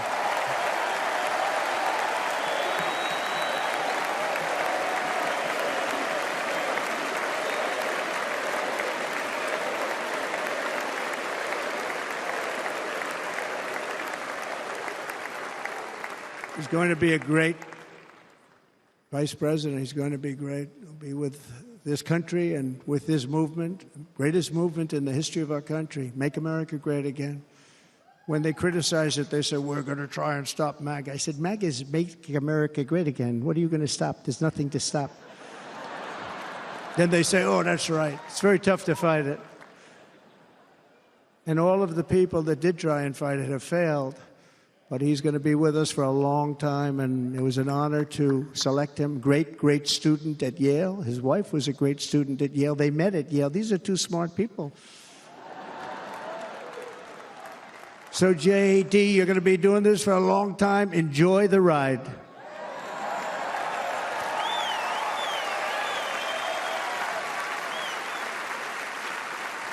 And a very special thank you to the extraordinary people of Milwaukee and the great state of... Oh, there they are. There they are. You are so easy to spot. And Green Bay's going to have a good team this year, right? They're going to have a good team. They're going to have a good team. Most of the audience doesn't like it, but it's true. You're going to have a very good team this year. And by the way, Wisconsin, we are spending over $250 million here creating jobs and other economic development all over the place. So I hope you will remember this in November and give us your vote. I am trying to buy your vote. I'll be honest about that.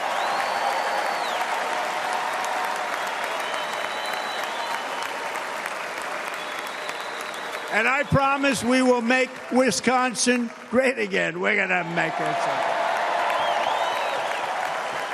Thank you, Mr. Governor. Thank you very much. Thank you. I'm here tonight to lay out a vision for the whole nation. To every citizen, whether you're a young or old man or woman, Democrat, Republican, or independent, black or white, Asian or Hispanic, I extend to you a hand of loyalty and of friendship. Together we will lead America to new heights of greatness like the world has never seen before. We were right there in the first term. We got hit with COVID. We did a great job. Nobody knew what it was, but nobody's ever seen an economy pre-COVID. And then we handed over a stock market that was substantially higher than just prior to COVID. Coming in, did a great job. Never got credit for that. We got credit for the war and defeating ISIS and so many things. The great economy, the biggest tax cuts ever, the biggest regulation cuts ever. The creation of Space Force, the rebuilding of our military. We did so much. We did so much. Right to try. Right to try is a big deal. We got right to try. They were trying to get that for 52 years. Somebody's terminally ill, and hopefully there's nobody in this audience, but it does happen a lot. They're terminally ill and they can't use our new space-age drugs and other things that we are way ahead. We have the greatest doctors in the world, the greatest laboratories in the world, and you can't do it. They've been trying to get that approved for 52 years. Wasn't that easy? The insurance companies didn't want to do it. They didn't want the risk. The labs didn't want to do it because if it didn't work, people are pretty far down the line toward death. They didn't want to do it. The doctors didn't want to have it on their records, so I got everybody into an office. 52 years they tried. Sounds simple, but it's not. And I got them to agree that somebody that needs it will, instead of going to Asia, Europe, or someplace, or if you have no money, going home and dying, just die. We got them to sign an agreement, agree to it, where they're not going to sue anybody. They're going to get all of this stuff. They're going to get it really fast. And what's happened is we're saving thousands and thousands of lives. It's incredible. Right to try. It's a great feeling. Under our leadership, the United States will be respected again. No nation will question our power. No enemy will doubt our might. Our borders will be totally secure. Our economy will soar. We will return law and order to our streets, patriotism to our schools, and importantly, we will restore peace, stability, and harmony all throughout the world. But to achieve this future, we must first rescue our nation from failed and even incompetent leadership. We have totally incompetent leadership. This will be the most important election in the history of our country. Under the current administration, we are indeed a nation in decline. We have an inflation crisis that is making life unaffordable, ravaging the incomes of working and low-income families, and crushing, just simply crushing our people like never before. They've never seen anything like it. We also have an illegal immigration crisis, and it's taking place right now as we sit here in this beautiful arena. It's a massive invasion at our southern border that has spread misery, crime, poverty, disease, and destruction to communities all across our land. Nobody's ever seen anything like it. Then there's an international crisis, the likes of which the world has seldom been part of. Nobody can believe what's happening. War is now raging in Europe and the Middle East. A growing specter of conflict hangs over Taiwan, Korea, the Philippines, and all of Asia. And our planet is teetering on the edge of World War III. And this will be a war like no other war because of weaponry. The weapons are no longer army tanks going back and forth shooting at each other. These weapons are obliteration. It's time for a change. This administration can't come close to solving the problems. We're dealing with very tough, very fierce people. They're fierce people. And we don't have fierce people. We have people that are a lot less than fierce, except when it comes to cheating on elections and a couple of other things. Then they're fierce. Then they're fierce. So tonight, I make this pledge to the great people of America. I will end the devastating inflation crisis immediately, bring down interest rates, and lower the cost of energy. We will drill, baby, drill.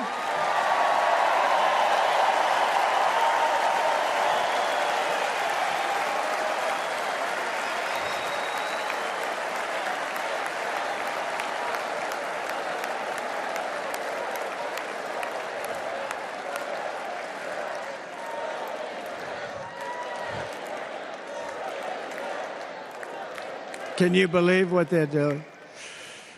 But by doing that, we will lead a large-scale decline in prices. Prices will start to come down. Energy raised it. They took our energy policies and destroyed them. Then they immediately went back to them, but by that time, so much was lost.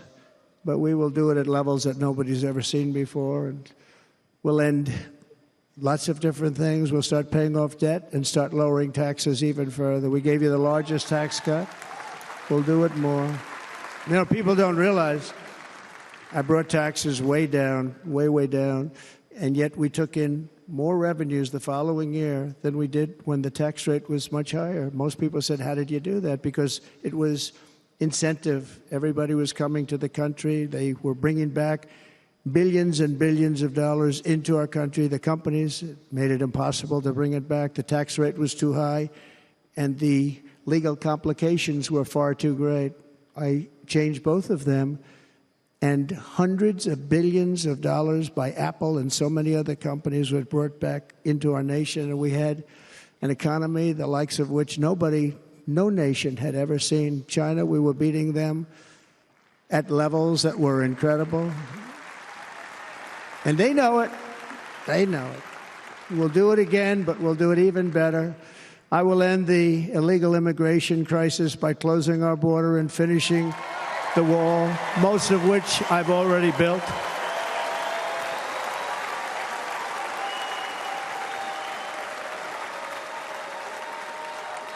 On the wall, we were dealing with a very difficult Congress. And I said, oh, that's okay. We won't go to Congress. I call it an invasion. We gave our military almost $800 billion. I said, I'm going to take a little of that money because this is an invasion. And we built, most of the wall is already built. And we built it through using the funds because what's better than that? We have to stop the invasion into our country that's killing hundreds of thousands of people a year. We're not going to let that happen. I will end every single international crisis that the current administration has created, including the horrible war with Russia and Ukraine, which would have never happened if I was president, and the war caused by the attack on Israel, which would have never happened if I was president. Iran was broke. Iran had no money. Now Iran has $250 billion. They made it all over the last 2.5 years. They were broke.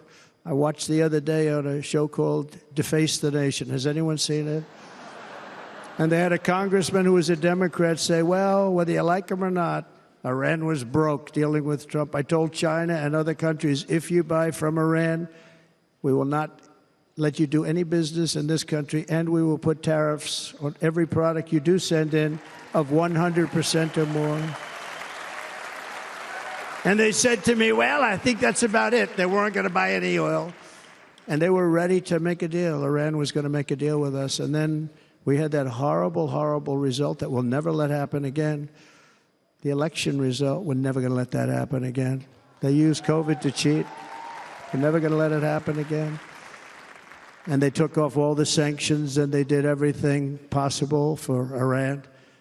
And now Iran is very close to having a nuclear weapon, which would have never happened. This is a shame what this administration, the damage that this administration has done. And I say it often, if you took the 10 worst presidents in the history of the United States, think of it, the 10 worst, added them up, they will not have done the damage that Biden has done.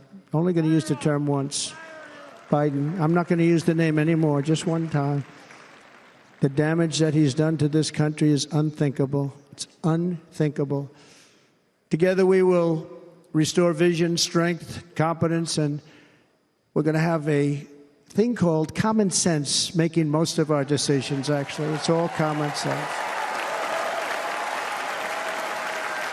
Just a few short years ago, under my presidency, we had the most secure border and best economy in the history of our country, in the history of the world. We had the greatest economy in the history of the world.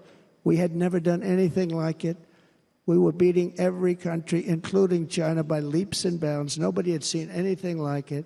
We had no inflation. Soaring incomes were going. Nobody can believe it. You can't believe what happened 4 years ago is happening now in reverse. And the world was at peace. Inflation has been a killer for our country. No matter what you make it doesn't matter, because inflation is eating you alive. People that were putting away money, they were making great wages, the highest they've ever made, but they were putting away a lot of money. Now they are just being destroyed. They're not putting away anything. They're barely living. They're going into savings accounts. They're taking out their money to live because of inflation. Inflation, remember, it's called a country buster. You can go back to Germany from 100 years ago. You can go back to any country that suffered great inflation. We've suffered the worst inflation we've ever had. But go back and see what's happened to those countries. We've had the worst inflation we've ever had under this person. But in less than 4 years, our opponents have turned incredible success into unparalleled tragedy and failure. It's been a tremendous failure. Today, our cities are flooded with illegal aliens. Americans are being squeezed out of the labor force, and their jobs are taken. And by the way, you know who's taking the jobs that are created? 107% of those jobs are taken by illegal aliens. And you know who's being hurt the most by millions of people pouring into our country? The black population and the Hispanic population, because they're taking the jobs from our black population, our Hispanic population, and they're also taking them from unions. The unions are suffering because of it. Thank you. Thank you. I like you too. Thank you very much. Inflation has wiped out the life savings of our citizens and forced the middle class into a state of depression and despair. That's what it is. It's despair and depression. We cannot and will not let this continue. Less than 4 years ago, we were a great nation, and we will soon be a great nation again. We're going to be a great nation again.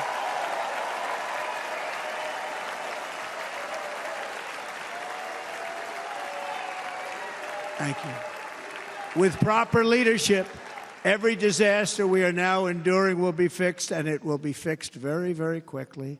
So tonight, whether you've supported me in the past or not, I hope you will support me in the future, because I will bring back the American dream. That's what we're going to do. You don't even hear about the American dream anymore. With great humility, I am asking you to be excited about the future of our country. Be excited. Be excited.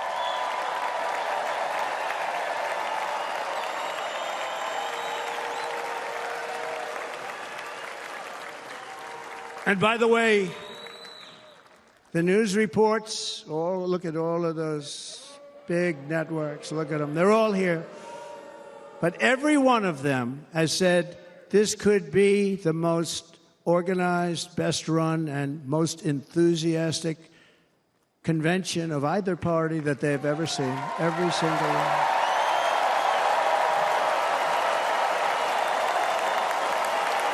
And it's true. It's true. And there's love in the room. There's great love in the room.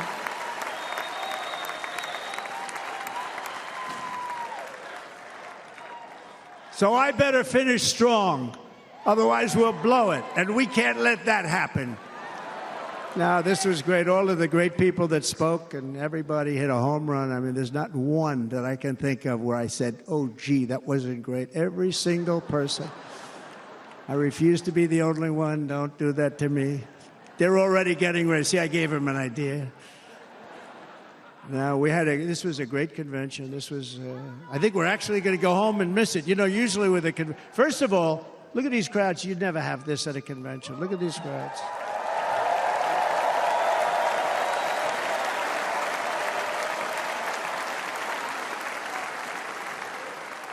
Love. It's about love. This week, the entire Republican Party has formally adopted an agenda for America's renewal, and you saw that agenda, and it's very short compared to the long, boring, meaningless agendas of the past, including the Democrats. They write these things that are hundreds of pages long, and they never read them after they're done.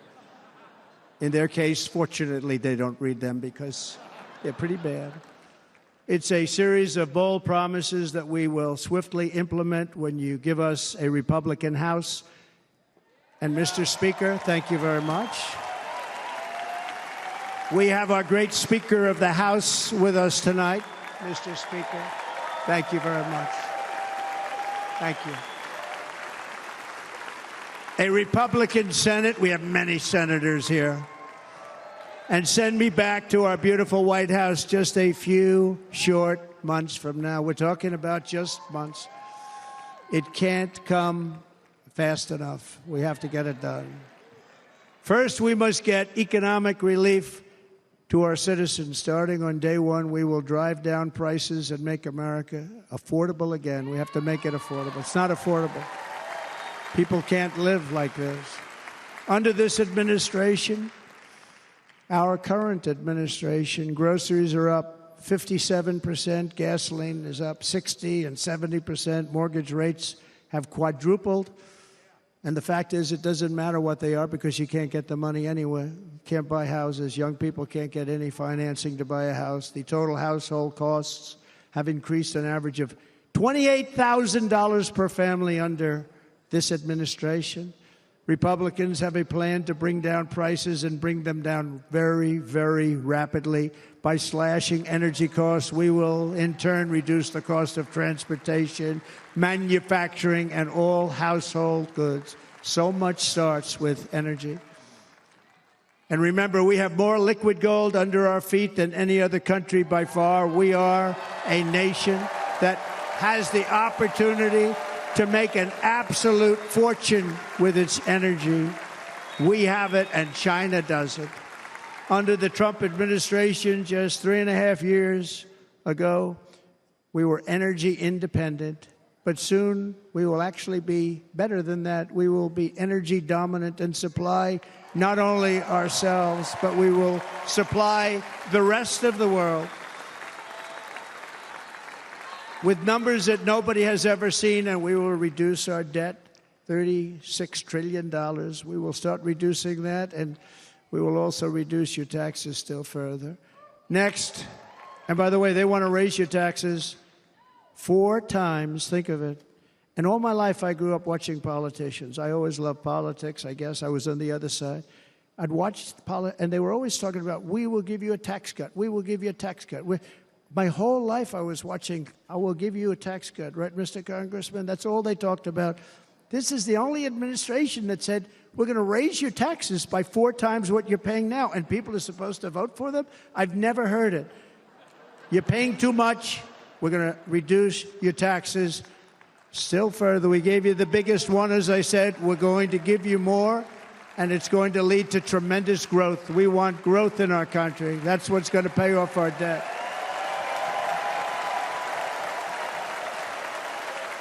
And next, we will end the ridiculous and actually incredible waste of taxpayer dollars that is fueling the inflation crisis. They spent trillions of dollars on things having to do with the Green New Scam. It's a scam. And that's caused tremendous inflationary pressures in addition to the cost of energy. And all of the trillions of dollars that are sitting there not yet spent, we will redirect that money for important projects like roads, bridges, dams, and we will not allow it to be spent on meaningless green new scam ideas.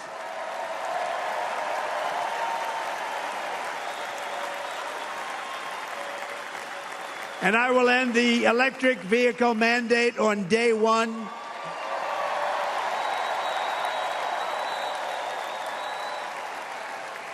thereby saving the U.S. auto industry from complete obliteration, which is happening right now, and saving U.S. customers thousands and thousands of dollars per car.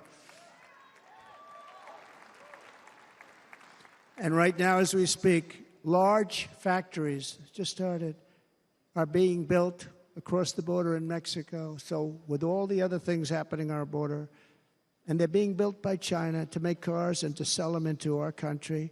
No tax, no anything.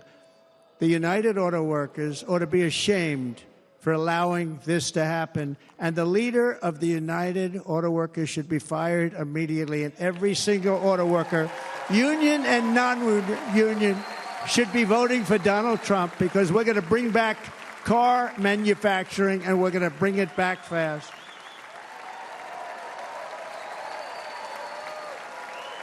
They're building some of the largest auto plants anywhere in the world. Think of it, in the world. We're going to bring it back. We're going to make them. We don't mind that happening, but those plants are going to be built in the United States, and our people are going to man those plants.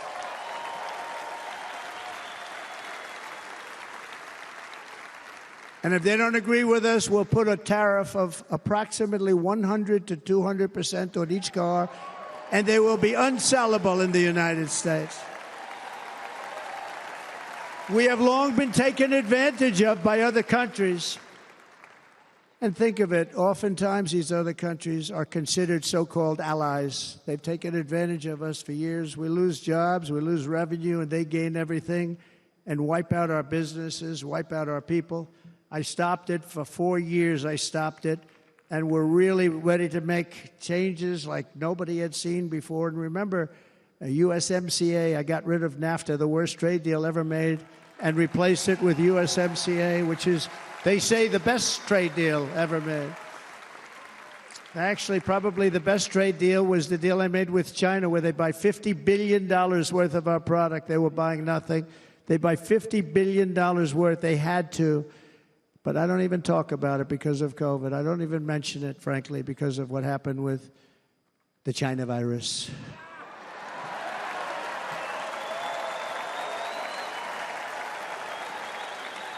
We will not let countries come in, take our jobs, and plunder our nation. They come and do that.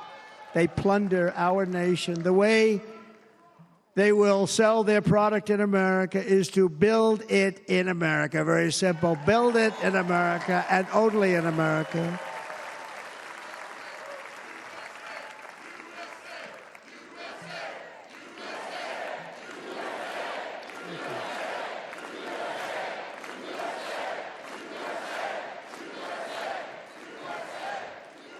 And this very simple formula in Congress has to go along with us, and they will. This very simple formula will create massive numbers of jobs. We will take over the auto industry again, and many, many, hundreds of thousands of jobs. We lost so many jobs over the years. If you go back 20, 25 years, they've stolen, going to China and Mexico, about 68% of our auto industry manufacturing jobs. We're going to get them all back. We're going to get them all back, every one of them. At the center of our plan for economic relief are massive tax cuts for workers that include something else that's turned out to be very popular, actually. Here it's very popular, in this building and all those hotels that I saw that are so nice. I'm staying in a nice one. It's called no tax on tips. No tax on tips. No tax on tips.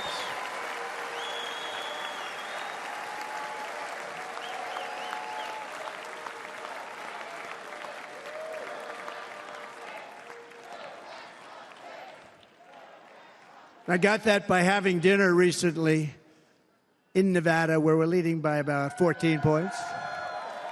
Hello. I'll see you there very soon, everybody.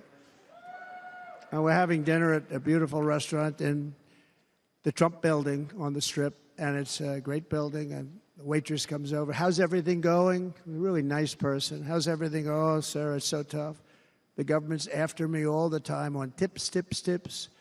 I said, well, they give you cash. Would they be able to find him? She said, actually, and I didn't know this, she said, very little cash is given. It's all put right on the check. and they come in and they take so much of our money, it's just ridiculous, and they don't believe anything we say, and they've just hired, as you know, 88,000 agents to go after them even more. And I said, this shows the level of my, most people go out, they hire consultants, they pay them millions of dollars. But I said to her, let me just ask you a question. Would you be happy if you had no tax and tips? She said, what a great idea. I got my information from a very smart waitress. That's better than spending millions of dollars. And everybody loves it. Waitresses and caddies and drivers and everybody's a large group of people that are being really hurt badly. They make money, let them keep their money. I'm going to protect Social Security and Medicare. Democrats are going to destroy Social Security and Medicare because all of these people, by the millions they're coming in, they're going to be on Social Security and Medicare and other things, and you're not able to afford it. They are destroying your Social Security and your Medicare. Under my plan, incomes will skyrocket, inflation will vanish completely, jobs will come roaring back, and the middle class will prosper like never, ever before, and we're going to do it very rapidly.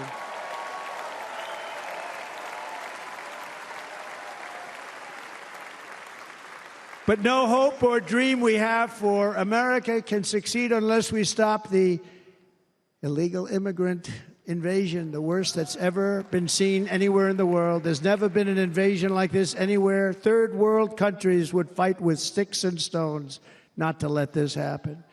The invasion at our southern border, we will stop it, and we will stop it quickly. You heard Tom Homan yesterday. Tom Homan, put him in charge and just sit back and watch. Brandon Judd, the Border Patrol, he's incredible. These guys, they really, their job is a lot easier if they don't have to do anything, but they want to. They're patriots. Brandon Judd, Border Patrol, ICE. ICE goes out. You have to see what ICE does with MS-13. You have these are probably the worst gang, and ICE goes in there. And I know a lot of people in these rows here, and they're very tough people, but they don't want to do this job. They'll go into a pack of MS-13 killers. They're the worst, probably the worst gangs in the world. We have thousands of them. I moved thousands and thousands out in my 4 years. We moved them out, and it was a pleasure. But ICE would go right into a pack of these killers, and you see fists flying, you see everything flying, and then they take them. They put them in a paddy wagon. They take them back, and they get them out of our country. And the other countries weren't accepting them back, and I called up, and I said, tell them that we're not giving them economic aid anymore. And the next day, I got calls from all of these countries that were terminated. Billions of dollars we spend on economic aid to countries that does us, frankly, no good. And the next day, I was called by everybody. I couldn't take all the calls. Sir, what's the problem? I said, you won't take your killers back that you sent in caravans into America. You won't take them back. Well, sir, if you'd like us to, we would give very serious consideration to doing that. And within 24 hours, they were being taken back. For years and years, when I first came in, they said President Obama tried to get him to go back, and they wouldn't accept him. They'd put planes on the runway so you couldn't leave the plane. They'd close the road so you couldn't take the buses. They'd all have to turn back.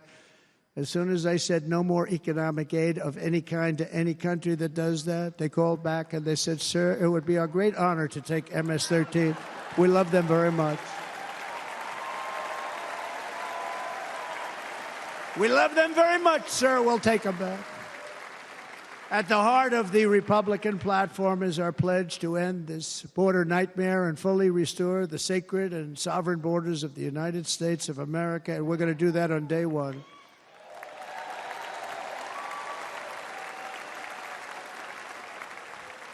That means two things on day one, right? Drill, baby, drill, and close our borders.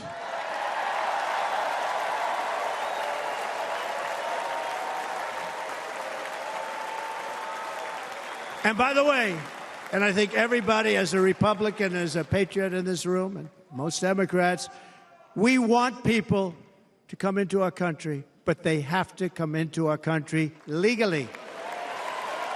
Legally. Less than 4 years ago, I handed this administration the strongest border in American history. But you can see on the chart that saved my life, that was the chart that saved my life. I said, look it, I'm so proud of it. I think it's one of the greatest.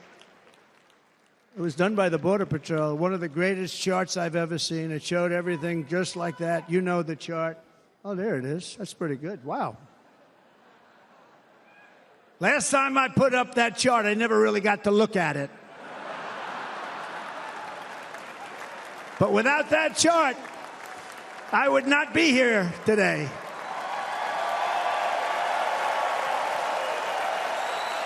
Never got to look at it.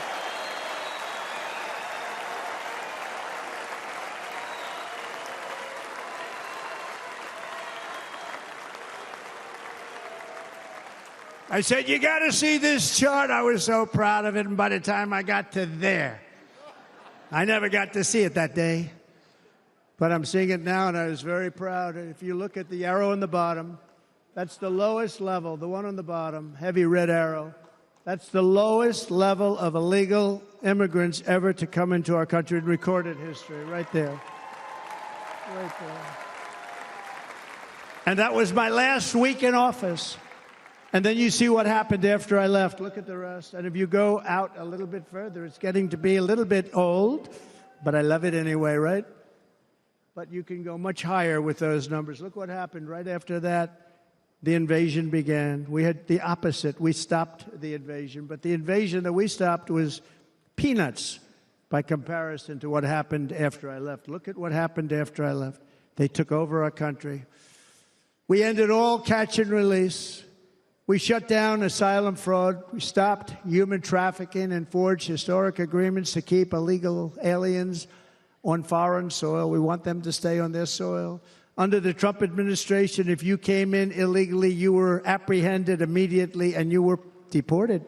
You went right back. The current administration terminated every single one of those great Trump policies that I put in place to seal the border. I wanted a sealed border. Again, come in, but come in legally. You know how unfair it is? So many people, hundreds of thousands of people, have been working for years to come into our country. And now they see these people pour into our country at levels that are unprecedented. It's so unfair. And we're not going to do it. We're not going to stand for it. They suspended wall construction, ended remain in Mexico. We had a policy, remain in Mexico. You think that was easy to get from the Mexican government? But I said, you must give it to us. If you don't give it to us, there will be repercussions. And they gave it to us. But not easy. Canceled our Safe Third agreements. Demolished Title 42, implemented nationwide catch and release. That's catch and release, where we catch them and release them into our country. We catch them and release them into Mexico. There's a slight difference. And took 93, this is the previous administration, 93 executive actions to throw open our border to the world. The entire world is pouring into our country because of this very foolish administration. The greatest invasion in history is taking place right here in our country. They are coming in from every corner of the earth, not just from South America, but from Africa, Asia, the Middle East. They're coming from everywhere. They're coming at levels that we've never seen before. It is an invasion indeed, and this administration does absolutely nothing to stop them. They're coming from prisons. They're coming from jails. They're coming from mental institutions and insane asylums. You know, the press is always on me because I say this. Has anyone seen Silence of the Lambs? The late, great Hannibal Lecter. He'd love to have you for dinner. That's insane asylums. They're emptying out their insane asylums. And terrorists are coming in at numbers that we've never seen before. Bad things are going to happen. Meanwhile, our crime rate is going up, while crime statistics all over the world are going down, because they're taking their criminals and they're putting them into our country. A certain country, and I happen to like the president of that country very much, but he's been getting great publicity because he's a wonderful shepherd of the country. He says how well the country's doing because their crime rate is down. And he said he's training all of these rough people. They're rough. He's training them. And I've been reading about this for 2 years. I think, oh, that's wonderful. Let's take a look at it. But then I realized he's not training them. He's sending all of his criminals, his drug dealers, his people that are in jails, he's sending them all to the United States. And he's different in that he doesn't say that. He's trying to convince everybody what a wonderful job he does in running the country. Well, he doesn't do a wonderful job. And by the way, if I ran one of the countries, many countries from all over, I would be worse than any of them. I would have had the place totally emptied out already.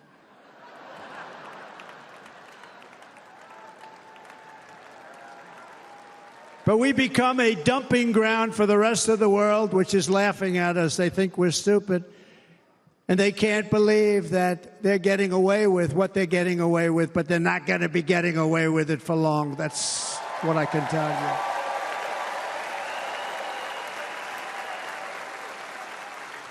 you. In Venezuela, Caracas, high crime.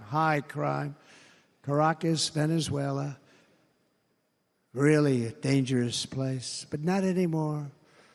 Because in Venezuela, crime is down 72%. In fact, if they would ever win this election, I hate to even say that, we will have our next Republican convention in Venezuela because it will be safe. Our cities will be so unsafe, we won't be able. We will not be able to have it there. In El Salvador, murders are down by 70%. Why are they down? Now, he would have you convinced that because he's trained murderers to be wonderful people. No. They're down because they're sending their murderers to the United States of America. This is going to be very bad.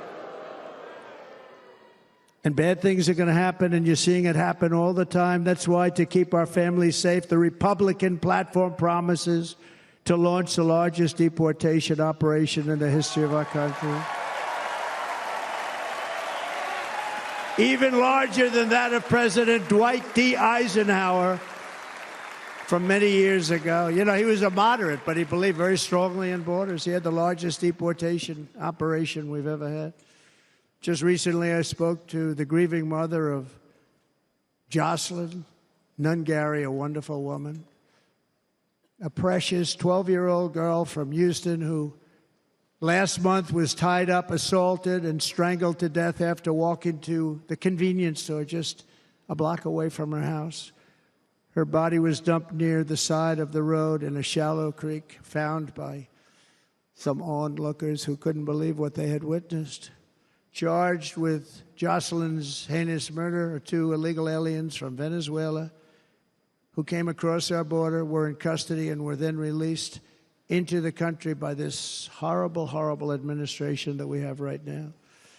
I also met recently with the heartbroken mother and sister of Rachel Morin. Rachel was a 37-year-old mom of 5 beautiful children who was brutally raped and murdered while out on a run. She wanted to keep herself in good shape. It was very important to her. She was murdered. The monster responsible first killed another woman in El Salvador before he was led into America by the White House. This White House let them in. He then attacked a 9-year-old girl and her mother in a home invasion in Los Angeles before murdering Rachel in Maryland. Traveled all throughout the country, doing tremendous damage.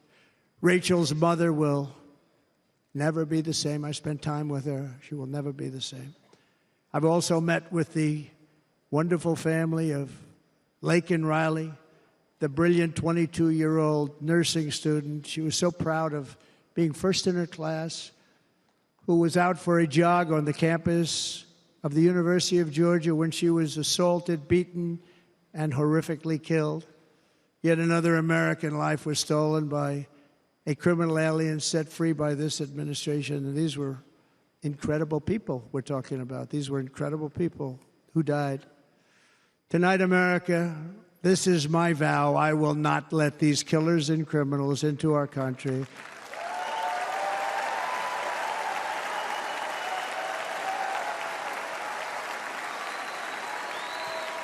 I will keep our sons and daughters safe. As we bring security to our streets, we will help bring stability to the world. I was the first president in modern times to start no new wars. You know, we were the toughest. We were the most respected. And you saw this. Hungry, strong country, run by very powerful, tough leaders. Tough guy. Press doesn't like him because he's tough. And he came out recently. They were asking him at an interview, the whole world is exploding. What's happening? What's going on? Viktor Orban, Prime Minister of Hungary, very tough man. He said, I don't want people coming into my country and blowing up our shopping centers and killing people. But they said to him, tell us what's going wrong, what's happening, what is it? He said, there's only one way you're going to solve it. You got to bring President Trump back to the United States because he kept everybody at bay. True. He used a word I wouldn't use because I can't use that word. Because you'd say it was braggadocious. The press would say he was a braggart. I'm not a braggart. But Viktor Orban said it. He said Russia was afraid of him. China was afraid of him. Everybody was afraid of him. Nothing was going to happen. The whole world was at peace. And now the world is blowing up around us. All of these things that you read about were not going to happen. Under President Bush, Russia invaded Georgia. Under President Obama, Russia took Crimea. Under the current administration, Russia is after all of Ukraine. Under President Trump, Russia took nothing.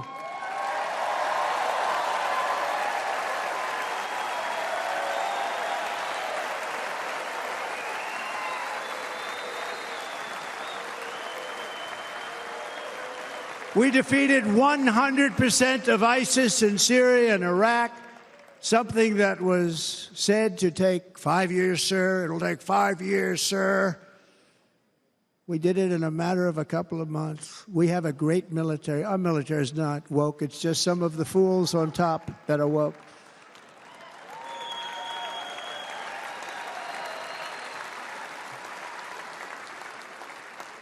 I got along very well. North Korea, Kim Jong-un, I got along very well with him. The press hated when I said that. How could you get along with him? Well, you know, it's nice to get along with somebody who has a lot of nuclear weapons or otherwise, isn't it?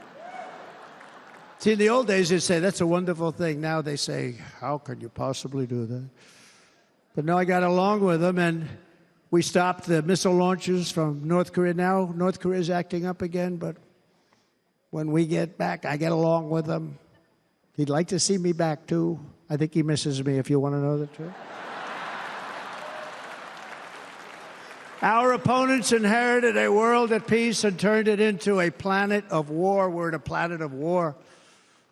Look at that attack on Israel. Look at what's happening with Ukraine. The cities are just bombed out. How can people live like that where buildings, massive buildings, are falling to the ground?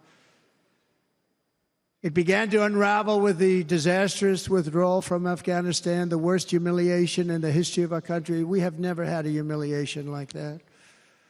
13 heroic U.S. service members were tragically and needlessly killed. 45 others were horrifically wounded. Nobody ever talks about them.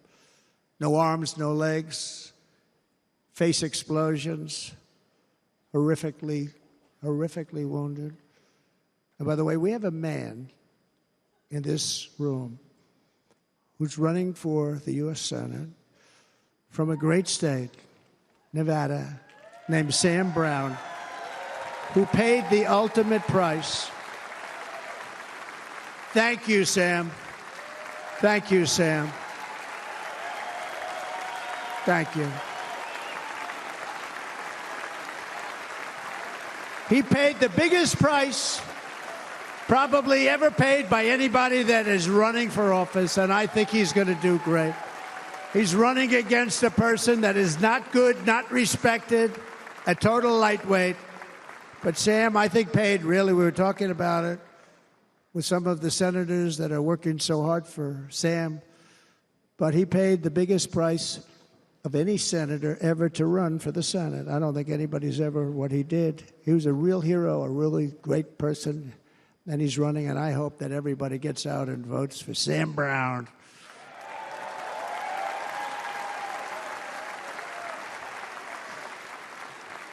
And we also left behind $85 billion worth of military equipment, along with many American citizens were left behind.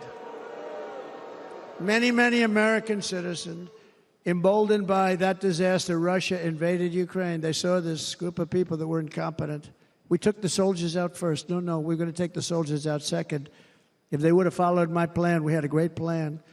But the plan only kicked in if they did everything perfectly, and they weren't doing things perfectly, so we said it doesn't kick in. 18 months in Afghanistan, we didn't have one, so they were killing them left and right, snipers. And I spoke to the head of the Taliban. You've heard this story. Abdul, still there, still the head of the Taliban. The press got on me, why would you speak to him? I said, because that's where the killing is. I don't have to speak to somebody that has nothing to do with it. And I told him, don't ever do that. Don't ever do that again. Don't ever do that again. You've got to stop. Because during the Obama administration, many great people and soldiers, but a lot of soldiers were being killed from long distance. I said, if you keep doing that, you're going to be hit harder than anybody's ever been hit by a country before.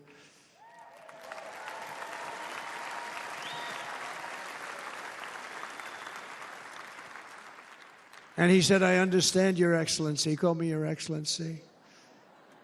I wonder if he calls the other guy Your Excellency. I doubt it. The other guy gave him everything. I mean, what kind of a deal was that? He walked out, gave him everything. Do you know that right now Afghanistan is one of the largest sellers of weapons in the world? They're selling the brand new, beautiful weapons that we gave them. But think of it. He actually said to me, but why do you show me a picture of my home? I said, you'll have to ask your people or one of your wives. But he could figure it out. And for 18 months, we had not one attack on an American soldier by the Taliban. 18 months.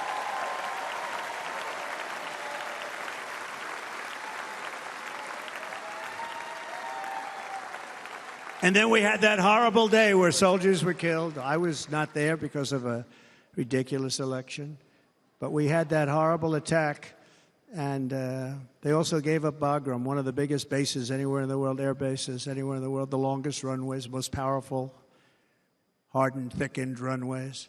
We gave it up. And I liked it not because of Afghanistan. I liked it because of China. It's 1 hour away from where China makes their nuclear weapons. And you know who has it now? China has it now. We were keeping that. And now China is likewise circling Taiwan, and Russian warships and nuclear submarines are operating 60 miles off the coast in Cuba. Do you know that? No, the press refuses to write about it.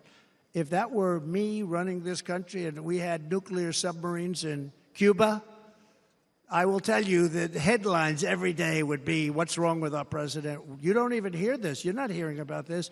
Russia has nuclear submarines and warships 60 miles away, Mr. Congressman, from Miami, by the way, happens to be here. Correct? In Cuba. And that would not be stood for if it were somebody else. They don't want to mention it, but now maybe they will. And the entire world, I tell you this, we want our hostages back, and they better be back before I assume office, or you will be paying a very big price.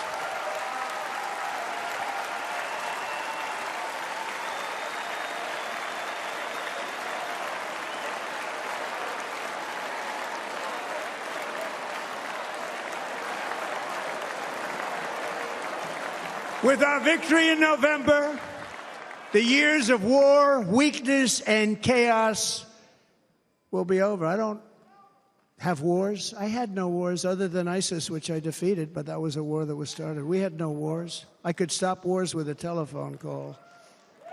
I could stop wars with just a telephone call. If properly stated, it would never start. We will replenish our military and build an Iron Dome missile defense system to ensure that no enemy can strike our homeland. And this great Iron Dome will be built entirely in the USA. We're going to build it in the USA. And Wisconsin, just like I gave you that massive ship contract, and you're doing a very nice job, Governor, right? Thank you, Governor. And they're doing a great job. In fact, I had a little design change, and we gave them a tremendous for essentially what we used to call destroyers. These are now the most beautiful. They look like yachts. I said, we have to take the bow, and we have to make it a little nicer and a little point at the top instead of a flat nose. And the people at the shipyard said, this guy sort of knows what he's doing. We have the most beautiful ships, right, Governor? And everybody sitting over there. And it was a big contract that everybody wanted. I gave it to Wisconsin, but we're going to have a lot of that built right here in the state of Wisconsin and all other states. Israel has an Iron Dome. They have a missile defense system. 342 missiles were shot into Israel, and only one got through a little bit. It was badly wounded. It fell to the ground, but most of them are. And Ronald Reagan wanted this many years ago, but we really didn't have the technology many years ago. Remember, they called it Starship, spaceship, anything to mock him. But he was a very good president, very, very good. But now we have unbelievable technology. And why should other countries have this and we don't? No, we're going to build an Iron Dome over our country, and we're going to be sure that nothing can come and harm our people. And again, from an economic development standpoint, we're going to make it all right here. No more sending it out to other countries in order to help. It's America first. America first. We will unleash the power of American innovation. And as we do, we will soon be on the verge of finding the cures to cancer, Alzheimer's disease, and many other diseases. We're going to get to the bottom of it. You remember this gentleman that I don't want to mention other than one time I had to, because when you say the 10 worst, I had to do it. I didn't want anybody to be confused. But this man said, we're going to find a cure to cancer. Nothing happened. We're going to get to the cure for cancer and Alzheimer's and so many other things. We're so close to doing something great. But we need a leader that will let it be done. We will not have men playing in women's sports. That will end immediately.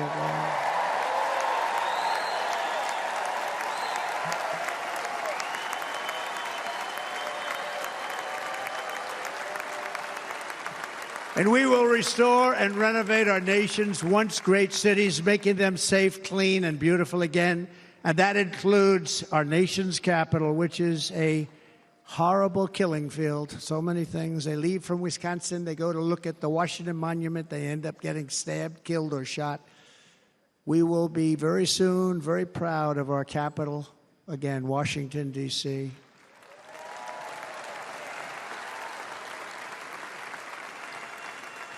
America is on the cusp of a new golden age, but we will have the courage to seize it. We're going to take it. We're going to make it a current. We're going to bring this into a golden age like never seen before. Remember this, China wants to do it. Japan wants to do it. All of these countries want to do it. We have to produce massive amounts of energy if we're going to produce the new. If you look at some of the things that have been done and some of the things that we're going to do, but AI needs literally twice the electricity that's available now in our country. Can you imagine?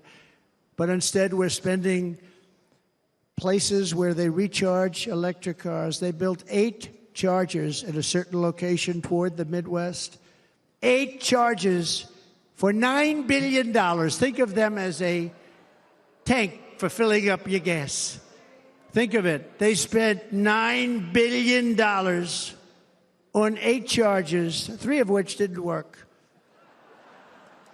And if you were going to do this all over our country, this crazy electric mandate, if you're going to do this all, and by the way, I'm all for electric. They have their application. But if somebody wants to buy a gas-powered car, gasoline-powered car, or a hybrid, they're going to be able to do it. And we're going to make that change on day one.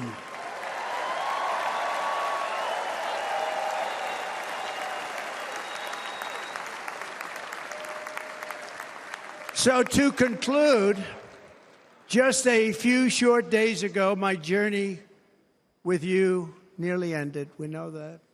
And yet, here we are tonight, all gathered together, talking about the future, promise, and a total renewal of a thing we love very much. It's called America. We live in a world of miracles. None of us knows God's plan or where life's adventure will take us. I want to thank Franklin Graham for being here tonight. He's an outstanding man. He wrote me a note recently. I have a lot of respect for him. Sir, I love your storytelling. I think it's great in front of these big rallies. But, sir, please do me one favor. It won't make any difference. Please don't use any foul language. I was a little embarrassed. I said... He said, it won't make any difference. Actually, it does. The story's not quite as good, but I've been very good. The story is not quite as good, to be honest. I've got to have a little talk with Franklin, but he was great. He's a great gentleman. His father was so incredible, Billy Graham. My father used to love taking me to see Billy Graham. My father would take me to see Billy Graham at Yankee Stadium. He had the biggest rallies you've ever seen. He was a good rally guy, too. But he'd get up, and he was a fantastic guy. My father loved Billy Graham. But I love Franklin Graham. I think Franklin's been fantastic, and I'm working so hard to adhere to his note to me. I'm working hard on it, Franklin. But if the events of last Saturday make anything clear, it is that every single moment we have on earth is a gift from God.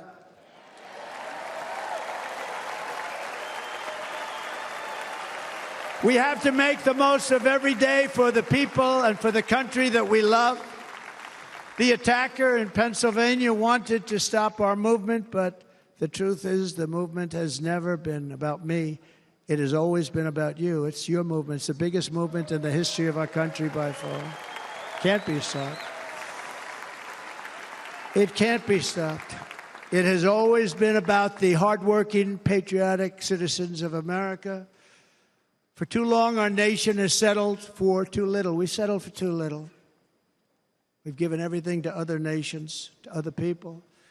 You have been told to lower your expectations and to accept less for your families. I am here tonight with the opposite message. Your expectations are not big enough. They're not big enough. It is time to start expecting and demanding the best leadership in the world, leadership that is bold, dynamic, relentless, and fearless. We can do that. We are Americans. Ambition is our heritage. Greatness is our birthright. But as long as our energies are spent fighting each other, our destiny will remain out of reach, and that's not acceptable. We must instead take that energy and use it to realize our country's true potential and write our own thrilling chapter of the American story. We can do it together. We will unite. We are going to come together, and success will bring us together.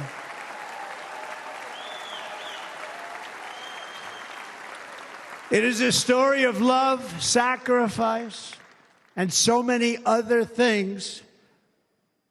And remember the word, devotion. It's unmatched devotion.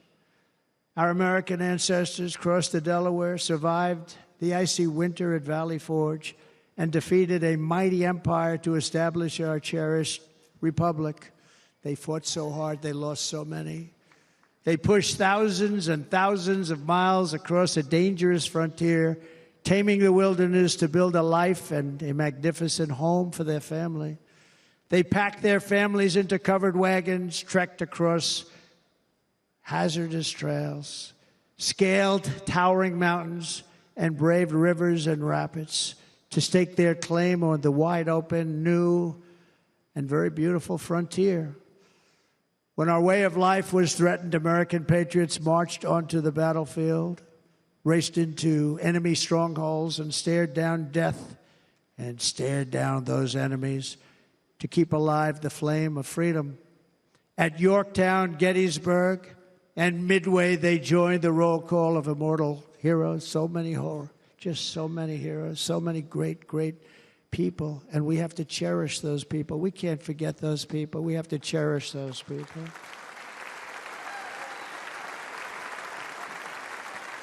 And building monuments to those great people is a good thing, not a bad thing. They saved our country. No challenge was too much. No hardship was too great. No enemy was too fierce. Together, these patriots soldiered on and endured, and they prevailed because they had faith in each other, faith in their country, and above all, they had faith in their God.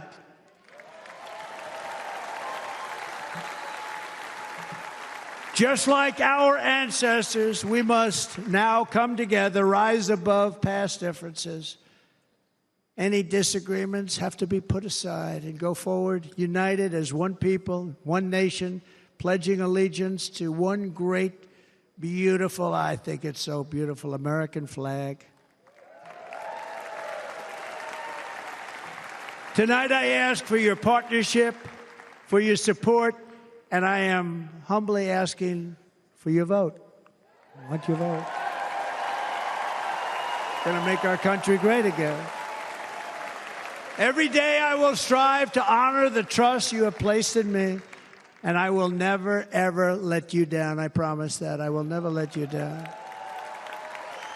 To all of the forgotten men and women who have been neglected, abandoned, and left behind, you will be forgotten no longer. We will press forward, and together we will win, win, win.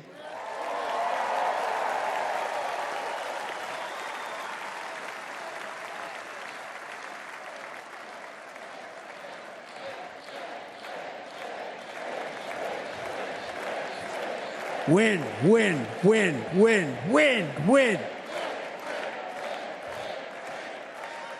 Nothing will sway us. Nothing will slow us, and no one will ever stop us.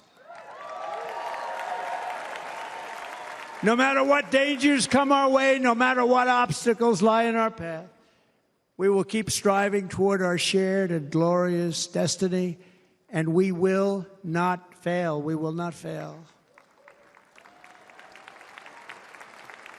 Together, we will save this country. We will restore the republic, and we will usher in the rich and wonderful tomorrows that our people so truly deserve. America's future will be bigger, better, bolder, brighter, happier, stronger, freer, greater, and more united than ever before.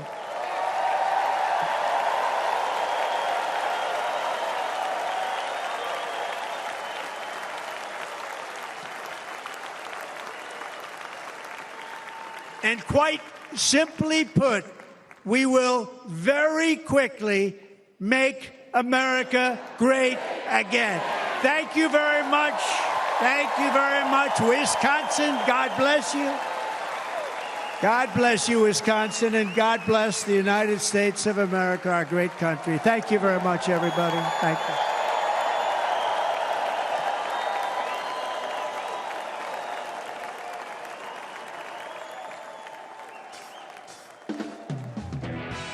Former President Donald Trump live in Milwaukee, Wisconsin, delivering his formal acceptance speech, accepting the Republican nomination for president now past midnight on the East Coast, clocking in at the longest acceptance speech at a major party convention in history. Kailey, this was quite remarkable to hear the former president tell the story of the attempted assassination, showing images while they were at it, but also going off script, sometimes at length, riffing through some of the many themes and ideas that we've heard from his stump speeches, telling stories of violence across the border, even invoking Hannibal Lecter once again. He's now joined by the former First Lady, Melania Trump. Kailey, this is the first time we have seen them together like this, physically holding hands on the stage since the start of this convention. Yeah, indeed. And of course, the convention now coming to an end with the president's speech, which in addition to being quite lengthy, did bring with it a number of falsehoods that we should, of course, raise to our audience, including this premise that there was cheating on elections in 2020. That, of course, didn't happen. He also suggested that he had the biggest tax cuts ever, according to the Committee for a Responsible Federal Budget. In fact, it was just the 8th largest in U.S. history, if you measure it by a percentage of GDP. He also talked about an inflation crisis. He said he could end immediately and bring down interest rates. He, of course, cannot do that unilaterally. That is up to the Fed. He claimed in this address that grocery prices are up 57% and gasoline up 60 or 70 under Biden.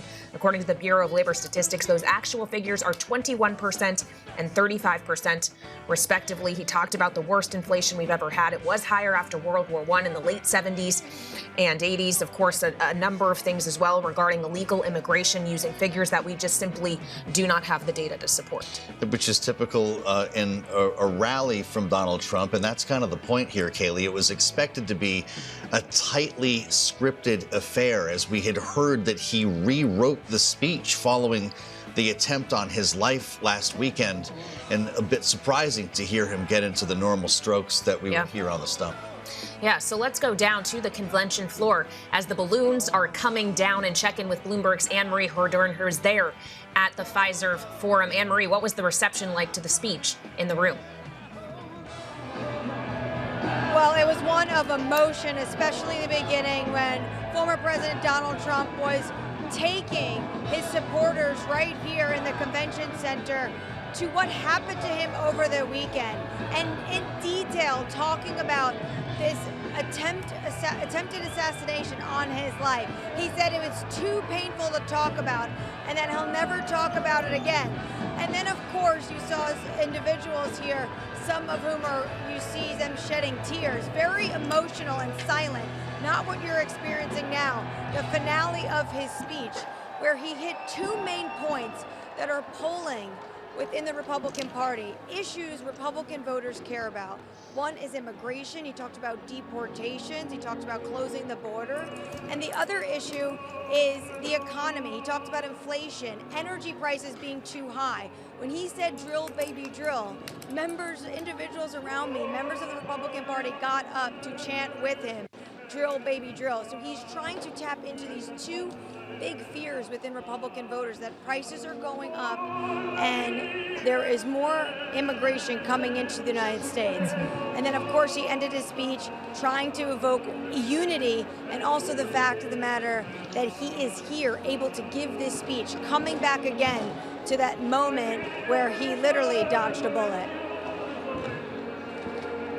All right, Bloomberg's Anne-Marie Hordern on the convention floor in the aftermath of Trump's speech. Thank you so much. And we want to get some analysis now in our final moments with our signature political panel who are still with us. Rick Davis, Stonecourt Capital partner, and Jeanne Zaino, political science professor at Iona University and senior democracy fellow at the Center for the Study of the Presidency and Congress. We spent the hours leading up to this speech, Rick, talking about how this was likely to be a more disciplined Donald Trump, how he might not be likely to veer off script.